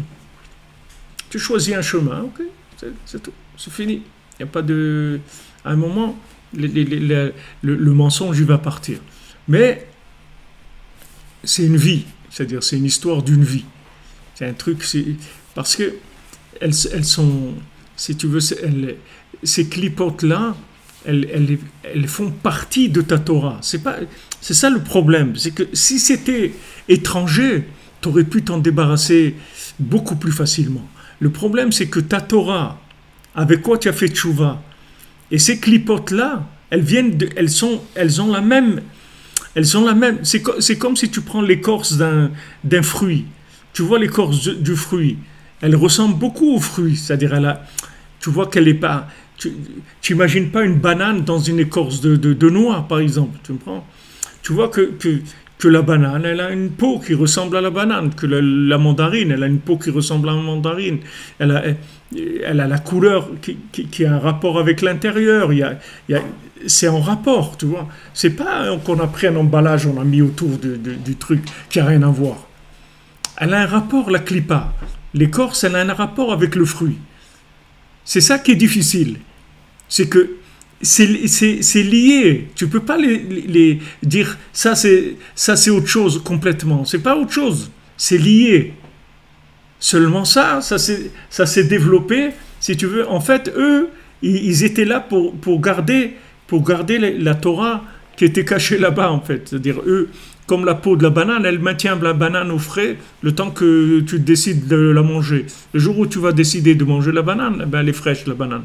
Mais cette peau-là, elle a servi à ça, à te garder la banane. En fait, ces clipotes-là, le fait qu'elles se sont alimentées de cette Torah-là, en fait, elles ont protégé cette Torah le temps qu'il fallait en attendant qu'elle se révèle. Maintenant, toi, tu viens, tu révèles cette Torah, tu sors avec cette Torah. Alors, ils s'accrochent. Tant que tu ne l'auras pas révélé complètement, ils seront là. Mais une fois que tu vas prendre le fruit, tu vas le manger, tu vas voir la peau de banane, elle va sécher, elle va disparaître complètement. Et pourquoi avant, elle était fraîche et tout? Et maintenant, là, parce qu'il n'y a plus de banane dedans, c'est tout. La peau toute seule, voilà ce qu'elle est. C'est-à-dire qu'elle va devenir de la poussière, il ne restera rien. Pourtant, la peau, c'est la même. Qu'est-ce que tu as fait? Tu l'as juste séparée de la banane, c'est tout. Mais parce qu'elle vivait de la banane, la peau. Elle faisait semblant d'être une peau, d'avoir quelque chose, mais elle n'a rien du tout. Tout ce qu'elle a, ça vient de la banane. Enlève la banane, elle est morte, la peau, c'est fini. Il n'y a plus rien. Alors, en fait, toutes ces clipotes-là, elles ont maintenu la vérité du monde en sourdine, si tu veux. Le temps que le monde progresse et soit apte à pouvoir manger le fruit, c'est-à-dire à faire sortir cette vérité. Maintenant, quand on arrive maintenant à la fin, nous, on nous a fait descendre dans des endroits extrêmement bas, et après, une fois qu'on a accroché là-bas à cette Torah-là, mais de façon retournée complètement, on nous a lancé l'appel de la Torah. Rabbeinu est venu, il t'a donné l'enseignement qui correspond à l'endroit où tu te trouves, et tu reconnais cet enseignement, et tu sors, c'est tout. Tu sors. Maintenant que tu sors, la peau, elle essaye comme on dit, ça colle à la peau. Elle essaye de coller, de rester collée, parce que l'enseignement, il n'est pas assez clair encore. Il faut l'éclaircir. Donc, comment tu cherches sans arrêt. Tu approfondis plus, tu cherches plus profondément. Où est-ce que tu es? Hachem, où tu es? C'est-à-dire, tu cherches plus profondément dans l'enseignement. Et c'est l'enseignement qui te concerne à toi. C'est là où tu dois chercher. Donc, ça, c'est un grand ridouche de Rabbeinu. Qui est-ce qui va t'apprendre ça dans le monde? Qui est-ce qui peut t'apprendre ça dans ce monde? Qui est-ce qui va t'enseigner une chose comme ça? Ça n'existe pas. Il n'y a personne qui peut t'enseigner une chose comme ça. Si Rabbeinu ne te dit pas ça, tu crois que tu es un escroc, un bandit. Tu as une double vie. Tu crois que tu es un bonhomme tricheur. Alors que c'est pas vrai. C'est du mensonge, c'est pas vrai. Tu n'es pas un tricheur du tout. Tu es sincère, tu es vrai. Et ces clipotes-là, c'est normal qu'elles soient là, c'est tout, elles vont partir. Mais c'est normal qu'en attendant, elles soient là. Il n'y a rien y a rien de grave. La peau de la banane, elle est là. Elle est là. C'est pas de la banane, c'est pas un fruit. C'est pas mangeable, c'est pas bon. Rien du tout. Ok, mais pour l'instant, c'est là. Ça protège le fruit.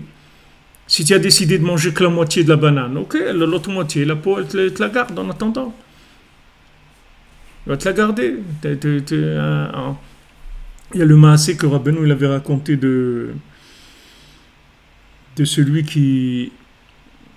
Il y avait un rave qui allait collecter des fonds pour sa yeshiva. Il est arrivé un jour chez un riche et le riche lui a dit, regarde, combien tu as besoin pour ta yeshiva? Il lui dit, voilà, il lui dit, regarde, moi je te donne toute cette somme-là, à une condition, c'est que, voilà, j'ai une soutane ici d'un curé, tu mets la soutane et tu te promènes dans la rue pendant un moment avec la soutane. Et si tu fais ça, alors alors le Rav, il a dit d'accord, pas de problème. Alors il a mis la soutane et il est sorti dans la rue. Bien sûr, tous les gens, ils ont commencé à se moquer de lui, à l'insulter, à le traiter de tout, etc. Donc, c'est passé, il a fait son truc, il est venu, il lui a donné son argent et tout. Il lui a dit une chose, je vous demande, est-ce que je peux la garder, la soutane? Alors le gars, il lui a dit, pourquoi, ça t'a plu et tout? Il a dit, non, je voudrais la garder comme souvenir et tout. Il n'y a pas de problème, tu peux garder la soutane. Donc il a gardé le Rav, la soutane, et avant de mourir, il a dit, quand vous allez m'enterrer, vous m'enterrez avec la soutane. Vous mettez ce vêtement-là pour m'enterrer. Alors, ils l'ont enterré avec la soutane. Maintenant, quelques années après, quelques dizaines d'années après même, ils ont eu besoin de le déterrer pour un transfert du cimetière ou je sais pas quoi. Ils l'ont déterré et ils ont vu que tout ce qui était dans son corps sous la soutane, c'est resté intact. Ça n'a pas du tout pourri, c'est resté intact. Il y avait juste les pieds et les endroits qui ont été abîmés. Mais tout ce qui était sous la soutane, c'est resté impeccable. Alors pourquoi? Rabbi nous dit pourquoi. Parce que cet homme-là, pourquoi il a voulu? Pourquoi il a accepté de vivre cette chose-là? Parce que c'était honteux. C'est-à-dire, cette honte-là, pour la Torah. Il a dit, moi, qu'est-ce que je veux? C'est que les élèves, ils étudient la Torah et tout. Maintenant, s'il faut passer par cette honte-là, ben, ça fait rien, je passerai par cette honte-là. Pas de problème. Donc, tout ce qu'il a vécu comme affront et tout, c'était pour la Torah. Donc, après, quand il est mort, il a dit, il n'y a pas une plus grande protection que ça, que cette soutane-là, cette soutane-là qui m'a servi pour les maasés pour faire l'argent pour la yeshiva, que je la prenne avec moi. Et c'est comme ça que ça veut dire que quoi? C'est que maintenant les maasés, tu vis ta Torah avec une soutane, avec une écorce. Tu vis avec le fruit, il a une écorce autour de lui. Cette écorce-là, elle est honteuse par rapport au fruit. Elle est sèche, elle est truc, elle n'a pas un bon goût, etc. Elle n'a rien à voir avec le fruit. Mais les maasés, c'est ça la protection du fruit. C'est comme ça que le fruit, il se protège. C'est-à-dire qu'en fait, toutes ces clipotes-là qui sont autour de toi, en fait, elles t'accompagnent jusqu'à que tu te débarrasses complètement que tu puisses manger le fruit complètement. C'est-à-dire avoir la Torah comme elle est vraiment. Une fois que tu auras la Torah comme elle vraiment, elles vont disparaître, les clipotes. Elles ne seront plus là. Mais avant que tu arrives là, il y a du chemin. Ce n'est pas parce que tu es sorti que tu te débarrasses d'elles complètement. Il faut que tu trouves vraiment ton niveau de Torah, ta Torah et ton niveau de Torah qui te correspond à toi. Et à ce moment-là, tu verras qu'elles vont commencer à baisser. Selon l'histoire, jusqu'à que ça sorte, il faut être mechabed la clipa. Comme il a mechabed la soutane, ouais. Jusqu'à que le fruit il est prêt à être mangé comme il faut. Ouais. C'est un tzorer. Bien sûr, bien sûr. Mais c'est instinctif, tu n'as même pas besoin T'as rien à faire parce que des vases communicants. T'as rien à faire du tout. C'est-à-dire, plus tu vas découvrir le fruit, la clipa, l'écorce, elle va mourir d'elle-même. Il n'y a même pas besoin de faire un travail c'est complètement lié les deux. C'est pour ça qu'on te dit toutes ces paroles qu'on dit des chazal et tout, ena marchavot raot olchot ela acharmi chez libo panouy midivre Torah et tout. On te dit beaucoup de choses comme ça, que tous les mauvaises pensées, elles viennent chez quelqu'un qui a son cœur qui est vide de paroles de Torah et tout. Mais c'est très large comme notion, c'est très flou. Tu comprends? Ça ne va pas te donner le renseignement qu'il te donne ici. C'est très flou, parce que tu crois que c'est des généralités. Ah, il faut que j'étudie un peu plus, et donc avec ça, les clipotes, elles vont me laisser tranquille. Et des fois, tu étudies un peu plus et elles te laissent encore moins tranquille. Alors tu te dis, mais alors qu'est-ce que je suis en train de faire? Parce que c'est pas flou, c'est très clair comment ça marche. C'est-à-dire que c'est ta Torah, ce qui te motive, ce qui te plaît, ce qui t'inspire, c'est là-dedans que tu dois chercher. Et tu dois approfondir, jusqu'à que tu trouves vraiment l'enseignement clair, tu vois, que vraiment, qui t'alimente vraiment, que tu sortes de la frustration, tu vois. Tu sois vraiment heureux avec cet enseignement. Et à ce moment-là, ces clipotes, elles disparaissent. C'est fini. Elles t'ont accompagné. On voit que les clipotes, elles lâchent pas, même les gens qui ne cherchent pas. Le rov du monde, il va selon les plaisirs du monde. Il ne cherche pas grand-chose. Et pourtant, les clipotes, elles lâchent pas. C'est pas tout à leur honneur d'avoir des clipotes. Ça ne veut pas dire que... Non, mais c'est pas du tout la même chose. Ça n'a rien à voir. Ça, c'est pas des clipotes. Les gens qui n'ont pas essayé de sortir. D'ailleurs, Mina Shamaim et Rabbi Nathan, je pense, tout à l'heure, en jetant un petit coup d'œil, en passant sur le texte,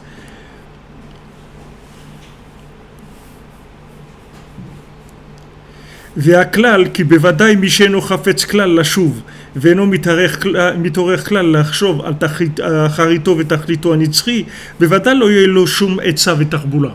Celui que maintenant il cherche pas du tout à faire tchouva et que ça l'intéresse pas du tout et qui pense pas à son but final, qu'est-ce qu'il est venu faire ici, etc. C'est sûr que ça va pas l'aider, les conseils que tu vas lui donner. Il est pas intéressé parce que c'est pas quelqu'un qui cherche à sortir, tu comprends? C'est quelqu'un qui baigne dedans. Il est bien là-dedans. Il est dans la clipa, mais il est bien. Il n'a pas essayé de sortir. Tu comprends? Moi, ce que je veux expliquer ici, c'est le problème de celui qui veut sortir et qu'on ne laisse pas sortir. C'est-à-dire que voit qu'il n'arrive pas à se débarrasser de ça. Mais celui qui vit dedans, il n'a pas de problème. Il est avec eux, il y a pas de... C'est-à-dire la Torah, elle est toujours cachée. Donc eux, ils s'alimentent de cette Torah cachée, il n'y a pas de problème. Ils ne vont pas l'embêter.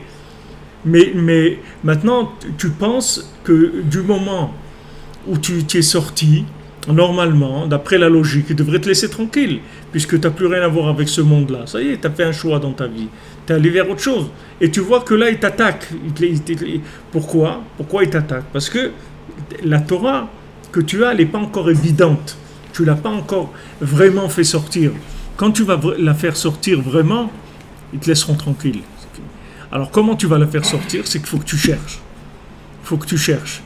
Ça ne suffit pas que tu dis ou que tu pries de façon répétitive ou habituelle et tout. Il faut que tu aies une recherche. Il faut que chaque jour tu rajoutes quelque chose dans... C'est-à-dire, pas que tu rajoutes de la quantité, mais que tu rajoutes de la qualité dans la recherche. C'est-à-dire que chaque jour, tu fasses des efforts de chercher. Chaque jour, il faut que tu fasses des efforts de chercher. Comme il dit Rabbi Nathan pour David Ameler, il dit « La Mnatseach, Mizmor le David ». La Mnatseach, Mizmor le David. Un chant pour David, pour celui qui gagne, pour celui qui va vaincre. Il a menacé à celui qui va vaincre, Mizmor le David. Donc il dit que David Ameler, il dit voilà, un chant avec lequel David Ameler, il va gagner, il va vaincre avec ce chant-là. Alors il dit encore un chant, et encore un peu de victoire, encore un chant de Tehilim, encore un chant de psaume et encore un peu de victoire. Et il dit, Rashi, il explique ça pour les Lévi'im, qui étaient Menatzrim Béchir, c'est-à-dire les Lévi'im, ils gagnaient avec le chant, c'est-à-dire avec le chant, ils arrivaient à faire ce qu'ils avaient à faire avec le chant. C'était le chant qui était toute leur force. C'est-à-dire celui qui venait pour lui faire tchouva et tout, c'était avec le chant. Tout ça se faisait avec le chant. Avec le chant, c'est la chose la plus puissante qui existe, puisqu'elle prend le cœur et il n'y a pas de libre arbitre. Si tu trouves le chant adapté à la personne, tu l'attires comme un toutou, c'est-à-dire la personne, c'est fini, elle n'a plus de libre arbitre, elle n'a plus rien du tout. Si tu trouves le nigun de sa neshama, si le chant de son âme, c'est fini, la personne, tu la sors complètement de là où elle est. Donc le chant, Rashi dit, c'était pour les Lévi'im qui gagnaient avec le chant. Mais Rabbi Nathan, il dit, moi j'explique ça sur tout le monde. C'est-à-dire tout le monde gagne avec le chant, en fait. C'est-à-dire qu'il dit que chaque parole que tu dis quand tu parles avec Hachem, c'est ton chant à toi. C'est-à-dire chaque mot que tu vas dire, avec ça tu vas gagner. Là-bas, il dit des paroles très fortes. Il dit, et si tu fais ça jusqu'au moment où ton âme sort, jusqu'à la dernière seconde où tu vas vivre, c'est sûr que tu vas gagner. C'est sûr que tu vas gagner la guerre. C'est sûr que tu vas sortir vainqueur. On dit que à chaque fois, tu dois augmenter. C'est-à-dire, c'est pas dans la quantité, c'est que tu dois continuer à renouveler tout le temps le dialogue avec Hachem. Chaque jour, encore des mots, encore. Même si tu as parlé un quart d'heure ou une demi-heure hier, encore aujourd'hui, tu reprends, tu essayes de trouver des mots nouveaux pour pouvoir éveiller ton cœur, pour pouvoir dire des choses avec plus de sincérité, plus d'enthousiasme, etc. Et c'est ça qui va faire sortir ta Torah.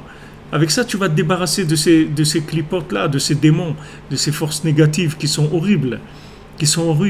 Mais d'un autre côté, il faut que tu saches que l'avantage qu'il y a, c'est qu'en fait, il te protège le temps que tu n'es pas arrivé à faire sortir ta Torah.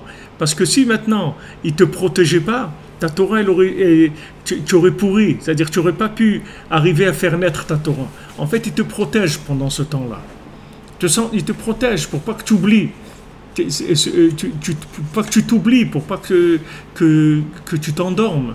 Ils sont là, ils entretiennent la vie. Ils entretiennent la conscience. Et cette lutte-là, elle donne la conscience, la vitalité. Une fois que maintenant tu vas arriver à sortir complètement, c'est fini après. Et ils n'ont plus besoin d'être là en opposition, c'est fini. Elles sont mortes. Elles n'ont plus d'existence. Parce que leur existence, leur essence, c'est de vivre sur le bien qui est en toi, qui est ta Torah à toi. Mais elle est à toi, ta Torah. Elle est à toi. Si tu fais semblant, rien, elles ne te laisseront pas du tout. C'est-à-dire, tant que tu ne trouves pas ton truc à toi, ils ne te laisseront pas. Il faut que tu trouves ton truc. Une fois que tu as trouvé ta Torah, ta façon de la vivre, etc., à ce moment-là, il te laisse tranquille. Alors, Rabbi Nathan, il dit, Alken berosh Hashanah, Sheu Rishon L'Teshuva. Donc, j'ai insisté ici parce que c'est là, il faut bien comprendre ce principe-là. Une fois qu'on a compris ce principe-là, tu vas voir après qu'est-ce que c'est d'aller au Man à Rosh Hashanah. Mais une fois que tu as mis cette base-là, si tu n'avais pas mis cette base-là, tu ne comprends pas l'ampleur, la dimension du Rosh Hashanah de Rabbeinu. Tu ne peux pas comprendre ce que ça veut dire. C'est-à-dire on ne comprend pas de toute façon, mais c'est une approche un peu plus palpable déjà. Valken Berosh Hashanah, mais on ne le verra pas cette fois-ci, je ne pense pas. Mais Bezat Hashem, le prochain shiur, vous rappellerez de ça. Alken Berosh Hashanah, Sheu Rishon L'Teshuva, Shetzrichim Le'atril B'Teshuva. Donc maintenant, Rosh Hashanah, c'est le premier jour de Tchouva, d'accord? On doit commencer à faire Tchouva. Alken Tzrichim Meod Prinazot, Lidrosh Ulvakesh Aye. Donc on a besoin énormément de cette prina-là. C'est-à-dire on a besoin énormément de cette recherche-là, de dire où est Hachem. Vezeh Prinat HaShofar Shel Rosh Hashanah. Donc ça c'est le shofar qu'on sonne à Rosh Hashanah. Keikar HaShofar ou shofar Shel Elo Shel Yitzchak Kamova. Parce que d'où il vient le shofar? Le shofar, c'est la corne du bélier de Yitzhak. D'accord? C'est de ça qu'on a fabriqué le shofar. Ve'elo shel Yitzhak, שהוא סוד השופר, נתהווה ונמשך רק על ידי בחינת איה. Maintenant, d'où il vient la corne du bélier, la corne de bélier de Yitzhak? Elle vient du fait que Yitzhak, il a créé Aye. Aye Aseleola. Où il est le mouton où il est le bélier, pas la brebis pour faire le korban ola. כמובן עתה בפרשת העקדה, שעל ידי ששאל יצחק והיה עשה לעולה. Par maintenant, le fait qu'il a posé la question Yitzhak au moment du sacrifice, il a dit, mais attends, tu m'as dit qu'on allait faire le sacrifice de la brebis. Où est-ce qu'elle est la brebis? De ça, il y a eu le bélier qui est venu. C'est de là qu'après ils ont trouvé un bélier. Lui, il a demandé où est la brebis pour faire le korban. Mais après, ils ont trouvé qu'il y a eu un bélier qui est venu de cette question-là qu'il a posée.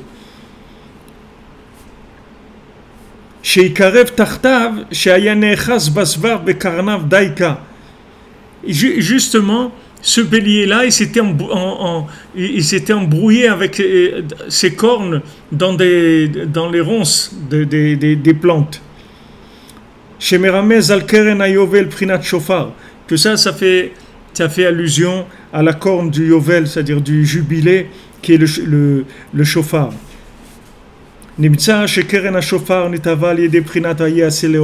Donc maintenant, d'où vient le shofar? Il vient de Aye Aseleola, du fait qu'il a demandé où est la brebis. C'est pour ça qu'à Rosh Hashanah, on sonne du shofar. Qui az berosh Hashanah ou atralat hatshuva, parce que comme à Rosh Hashanah c'est le début de la tshuva et que le ikar de la tshuva c'est de demander Aye, où est-ce qu'il est Hachem, où est-ce que voilà, maintenant je vois que tout est contradictoire, qu'il y a des contradictions énormes, que maintenant voilà Yitzhak, on va dire que Yitzhak, on dit qu'on va le sacrifier, alors que c'est lui qui était promis à être l'homme le plus important du monde. Chez Iprinat Shofar, donc ce Aye c'est le shofar. En fait, quand tu demandes Aye, alors ça le son du shofar, c'est-à-dire on dit que le son du shofar il monte, il met balbel le Satan, c'est-à-dire le Satan il essaye d'accuser l'homme. Et le shofar, il monte, et le son du shofar, il trouble complètement le Satan qui veut accuser l'homme.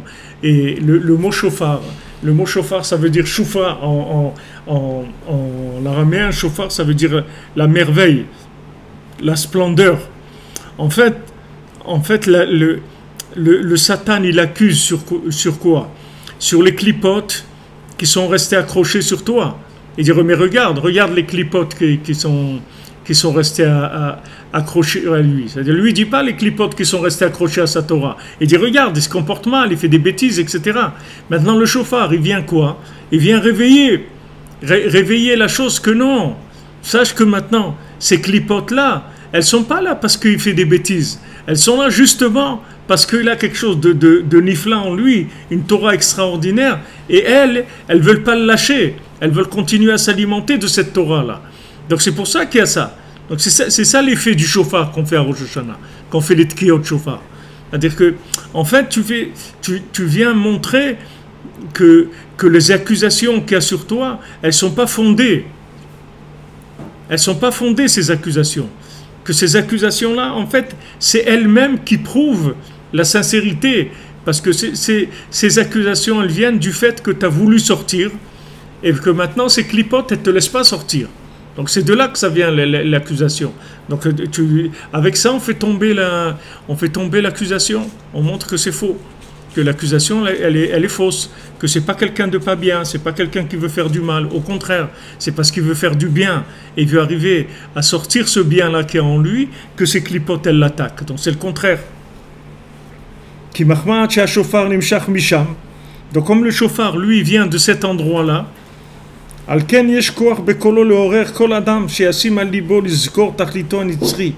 maintenant, quand quelqu'un il entend, le son du chauffard, en fait, il entend le son de la recherche, du cri de Aïe, où tu es Hachem. C'est ça qu'il entend dans le chauffard. Il entend le son de la personne qui cherche où tu es Hachem. Donc à ce moment-là, il peut réveiller son cœur. Il peut commencer à éveiller son cœur, à dire voilà, c'est vrai, qu'est-ce que je fais et tout. Allez, il reprend, il essaye de renouveler sa tchouva. De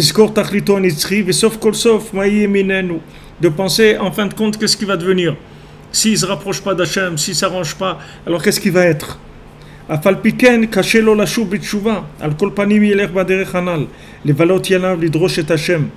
Si maintenant c'est dur pour lui de faire tchouva, au moins qu'il aille dans ce chemin-là, c'est-à-dire de passer les jours de sa vie à chercher Hachem et chercher chaque jour, tout le temps, Aïe Mekom Kevodo, tout le temps, tous les jours.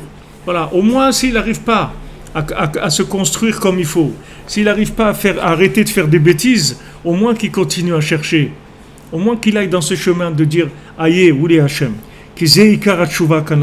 parce que c'est ça le principal de la tchouva.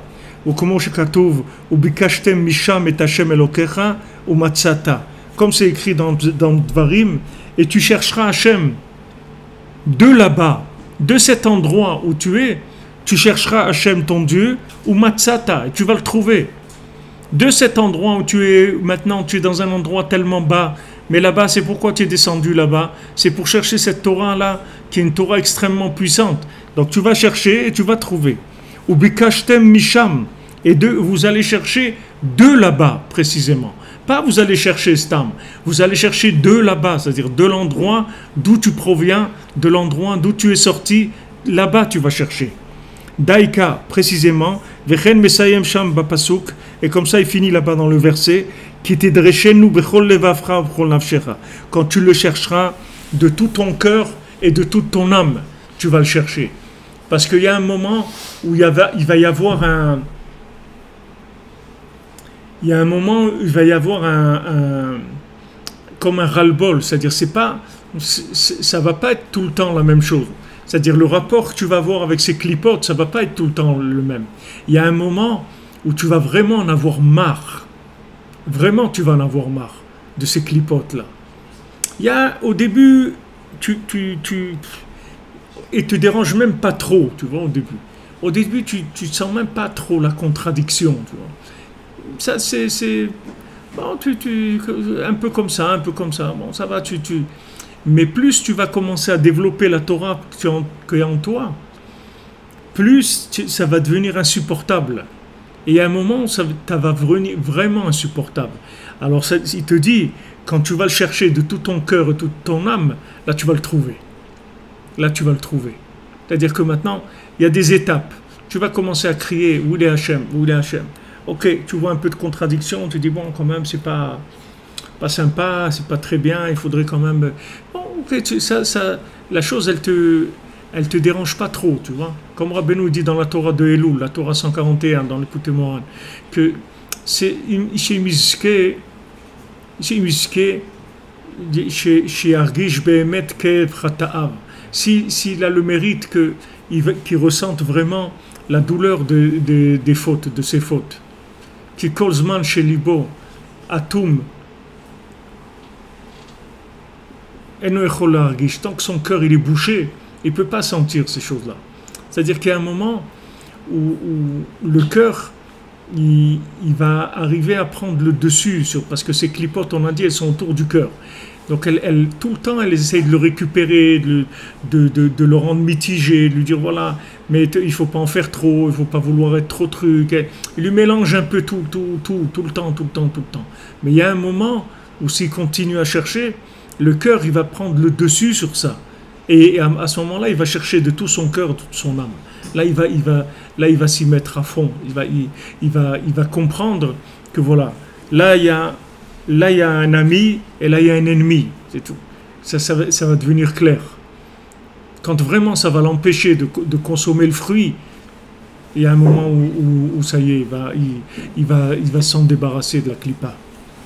Comment Shemova Beshem Abal Shem Tovzal ou Bikashtem Misham Daika. Et vous allez chercher de là-bas, de là-bas précisément, et du Baal Shem Tov, Mikol Makom Sheyarad Venafal Lesham, de tout endroit où tu es descendu et tu es tombé de là-bas, c'est de là-bas que tu dois chercher. De cet endroit-là, c'est l'adresse où il y a ta Torah. Cet endroit où tu es tombé, ces bas-fonds-là, c'est là où il y a ta Torah, dans ces endroits-là. Afilou le prinat bekomot ametunafi, même des endroits qui sont dégoûtants, des endroits horribles. Misham daika, de là-bas précisément, tzrichim levakesh bechol levavo vchol nafsho, de là-bas tu dois chercher de tout ton cœur, de toute ton âme, et Hashem idbar beprinat aye, tu dois chercher Hashem dans la prina de aye. Vekolze ou prinat Rosh Hashanah. Alors maintenant c'est vraiment il commence l'étude. Avant c'était l'introduction d'après la Torah, juste pour nous tracer un petit peu la méthode, comment on va arriver. Et après il va commencer à parler maintenant de Rosh Hashanah. Vekolze ou prinat Rosh Hashanah sheusot kamus veneelam venistar meod. Et ça c'est l'union de Rosh Hashanah. Rosh Hashanah c'est un secret caché et fermé énormément. C'est-à-dire l'union de Rosh Hashanah c'est quelque chose qui est très très caché, un très grand secret. Quand Rabbeinu dit il n'y a personne qui sait ce que c'est Rosh Hashanah, que moi j'ai reçu comme cadeau de savoir qu'est-ce que c'est Rosh Hashanah, les gens ils ne comprennent même pas de quoi ils parlent. Ils disent mais qu'est-ce que ça veut dire le Rosh Hashanah? Ben voilà, on fait le Rosh Hashanah, on fait la tefila de Rosh Hashanah, on mange les pommes avec le miel et on fait les trucs et on fait le chauffard. Et qu'est-ce que ça veut dire c'est quoi Rosh Hashanah? C'est-à-dire c'est quoi? Mais les gens ils savent pas de quoi Rabbeinu il parle, Bichlal. Les gens ils croient qu'ils savent ce que c'est Rosh Hashanah. Mais Rosh Hashanah c'est une dimension que les gens ils ont même pas, on peut même pas imaginer qu'est-ce que ça veut dire. On n'a aucune idée qu'est-ce que ça veut dire l'union de Rosh Hashanah. C'est un secret caché, fermé, qui est quelque chose de complètement fermé, l'union de Rosh Hashanah. C'est pas qu'il faut pas croire que bon Rosh Hashanah c'est le jour du jugement, les trucs écrits dans le livre de la vie, inscrits dans le livre de la vie.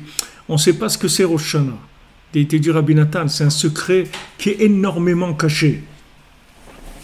Beprinat Reshit Abriya, Sheusot Bereshit Sheumamar Satum. En fait, c'est le début de la création du monde. C'est le début de la création du monde, qui est le secret du mot Bereshit, qui est le Mahamar Satum, qui est le Mahamar, la parole de création qui est fermée. Il y a 10, Hachem il a créé le monde avec 10 paroles, d'accord?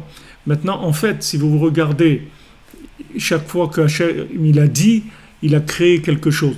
Mais Bereshit, c'est le 10e, c'est-à-dire il fait partie des 10, mais seulement il n'a rien dit dans Bereshit.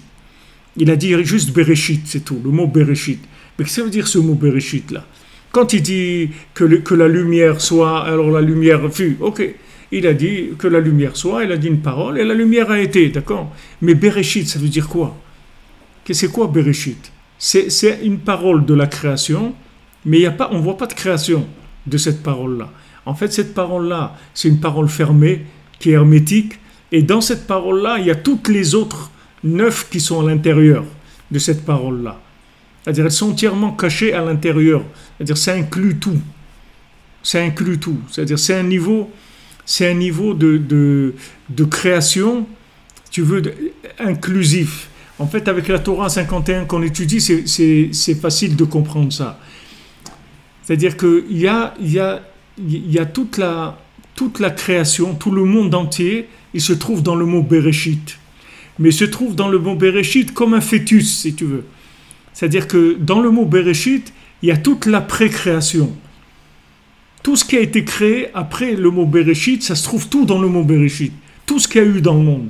Toute la création, les plantes, les animaux, les hommes, tout ce qu'il y a dans le monde, tout ce qui bouge, tout ce qui est la logique, la nature, etc. de ce monde, tout ça, ça se trouve dans le mot Bereshit.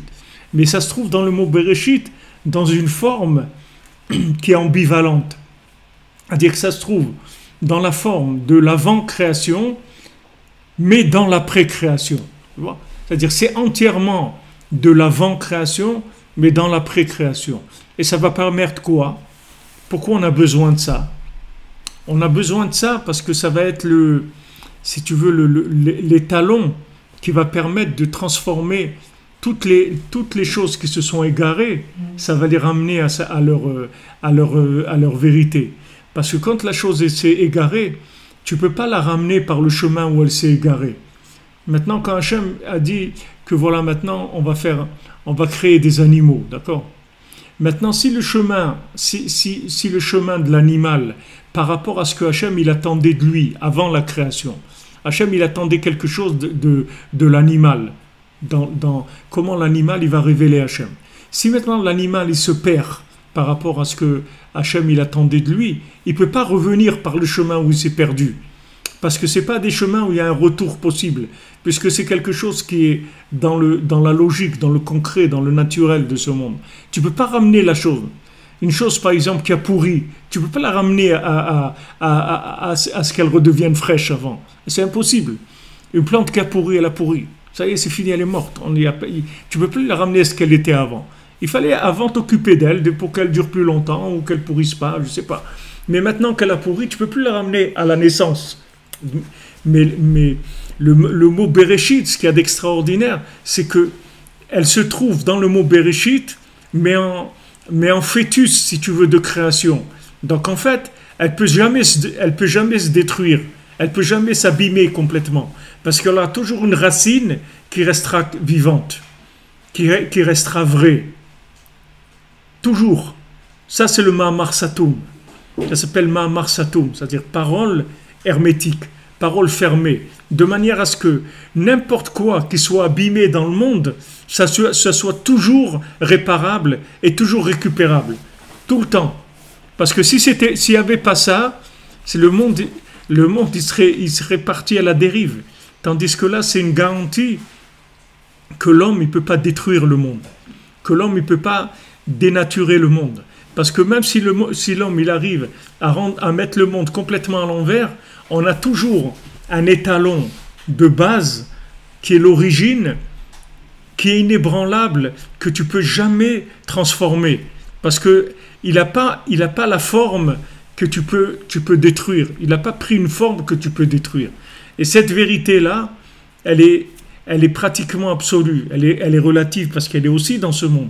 Mais elle est pratiquement absolue dans sa capacité d'être vraie. Donc ça, c'est une grande consolation et c'est une grande force. Parce que du moment où tu sais que dans le Ma'amar Bereshit, dans le mot Bereshit, il se trouve toutes les choses qu'il y a dans ce monde, mais de façon parfaite, dans des concepts parfaits. Donc ça, tu sais que la vérité, elle est tout le temps là, en fait. Elle ne pourra jamais être abîmée, elle ne pourra jamais être détournée. Donc ce qu'il dit Rabbi Nathan ici,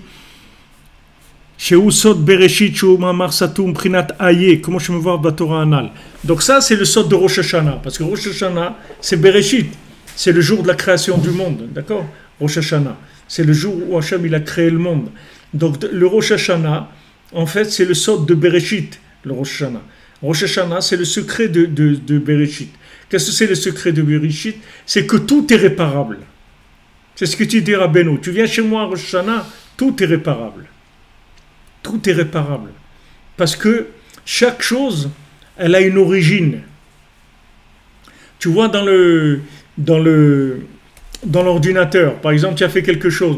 Tu as fait quelque chose dans un programme, dans Photoshop ou n'importe quoi, tu as retouché. Et à un moment, tu commences à partir. Tu as fait un truc, et bon, tu as abîmé ce que tu as fait. Mais tu peux retourner. Tu peux retourner 1, 2, 3, 5, 10, 15, 20 trucs en arrière. Jusqu'à ce que tu retournes à l'endroit qui était bien avant. Avant que tu commences à abîmer. Il y a une possibilité de retourner dans l'origine de la chose. Donc du moment où il y a une possibilité de retourner dans l'origine de la chose, donc tout est réparable. C'est fini. Il n'y a rien que tu vas dire que j'ai abîmé, ça y est. Il n'y a pas de ça y est, il n'y a rien que ça y est. Rien. Il n'y a rien. Tu peux pas dire, ouais, mais moi j'ai fait. Il n'y a rien de moi j'ai fait. Tu viens au Man à Rosh Hashanah, c'est tout. Il n'y a rien de moi j'ai fait. Tu n'as rien fait du tout. Tout, on va te le ramener dans l'origine. Le Rebbe, il te ramène dans... Imagine-toi que quelqu'un, il te prend, il te ramène dans le fœtus et il te fait ressortir. Donc ça y est, c'est fini. Qu'est-ce que tu vas dire? Mais moi j'ai fait. Toi, tu n'existes pas. Tout ce que tu as fait comme détournement, comme destruction, comme abîmé, tout ça, ça n'existe plus. On t'a ramené dans le mot Bereshit, qui est à l'origine de tout ce qui a été créé. Donc là-bas, tout est bien, tout est parfait. Donc ça répare tout. Donc c'est ça c'est une petite approche du Rosh Hashanah. Comment je me vois Batorana, Valken Maskirim Az Lefanecha Niglu Kol Ta'alumot. Devant toi, Hachem, sont révélés tout ce qui est caché. Vahamon Nistarot Sheme Bereshit. Et beaucoup de secrets de Bereshit, du mot Bereshit. Kize Hayom Trilat Maasecha. Parce que ce jour-là, c'est le jour du début de la création. C'est-à-dire début de la création, ça veut dire pas création, début de la création. Avant que la chose devienne création, elle a un début. Il y a début et il y a création. Il y a Bereshit et il y a la création. C'est deux étapes différentes. Vekol abriya bifran briyat ha'adam shenivra beyom ze shekalul mikol abriya. Et toute la création, particulièrement la création de l'homme qui a été créée ce jour-là, qui inclut toute la création, parce que l'homme lui-même, il inclut toute la création. Ikaro aya liede prinat bereshit mamar satum. Le ikar, comment il a été créé l'homme, c'est grâce au mot bereshit, qui est la parole fermée, parole hermétique. Prinat aye, c'est-à-dire où, c'est-à-dire tu vois rien, parce que c'est tout sous forme de choses d'origine. Il n'y a pas encore le développement, donc tu vois rien. Tu vois rien du tout. Comme cet endroit très bas où il y a une Torah très élevée où tu la vois pas parce que c'est une Torah qui est tellement élevée et elle se trouve dans un endroit tellement caché. Chez Ukalul Mikola Sara Mamarot Kulam que ce Mahamar-là, cette parole-là, elle inclut toutes les 10 paroles. Vezeprina Teku Bachodesh Shofar Bakesele Yom Chagenu. C'est-à-dire qu'il y a écrit sonner dans ce mois-là du shofar. Bakese le yom chagenu, c'est-à-dire ce jour-là de fête où la lune elle se cache. Bakese daika, pourquoi kese? Kese ça veut dire que c'est recouvert, caché. La shon satum echuse, c'est-à-dire que c'est caché, complètement caché. Prinat aye, shu prinat bereshit. Le principe de aye que le mot bereshit, mamar satum, la parole fermée. Shu satum mechuse veneelam meod, quelque chose de fermé et de caché énormément. Ou misham ikar tikkun tshuva. Et donc là-bas, c'est le ikar de la tshuva. Donc Rabbi Nathan il continue, Al-Ken tzrichim linsoar les tzadikim amitiim al Rosh Hashanah. C'est pour ça qu'il faut voyager chez les tzadikim véritables à Rosh Hashanah. Donc ça je vous laisse, c'est juste le début de la suite du jour la semaine prochaine, Bezrat Hashem. Donc ici j'étais un petit peu vite, peut-être que je reprendrai encore la semaine prochaine pour remettre un peu plus clair ce Nyan du Mahamar Satum. Mais c'était pour vous faire, tant que c'était encore frais, ce dont on a parlé, pour voir la dimension de Rosh Hashanah par rapport à ce qu'on a parlé de Hayé.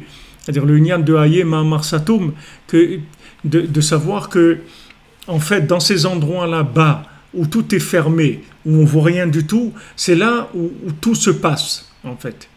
Dans les endroits les plus bas, c'est là où tout se passe, parce que c'est là où il y a la Torah la plus élevée. Donc c'est de là où va venir après, tout ce qui va sortir, ça va venir de ces endroits-là.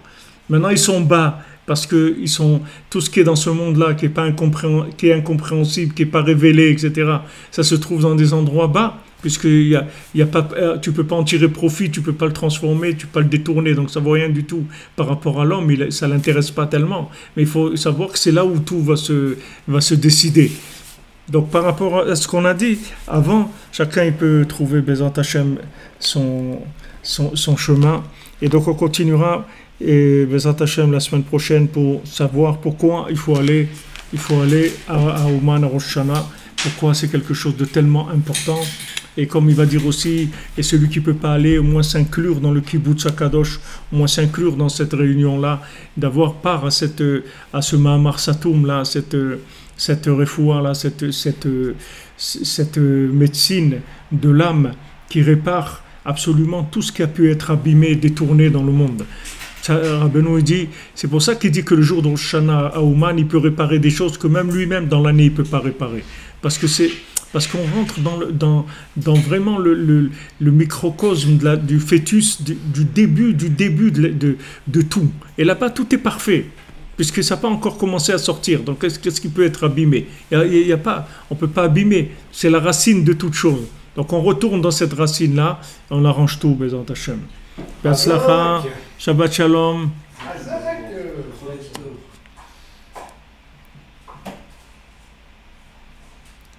Que des bonnes nouvelles, Bezrat Hashem, pour tout le monde.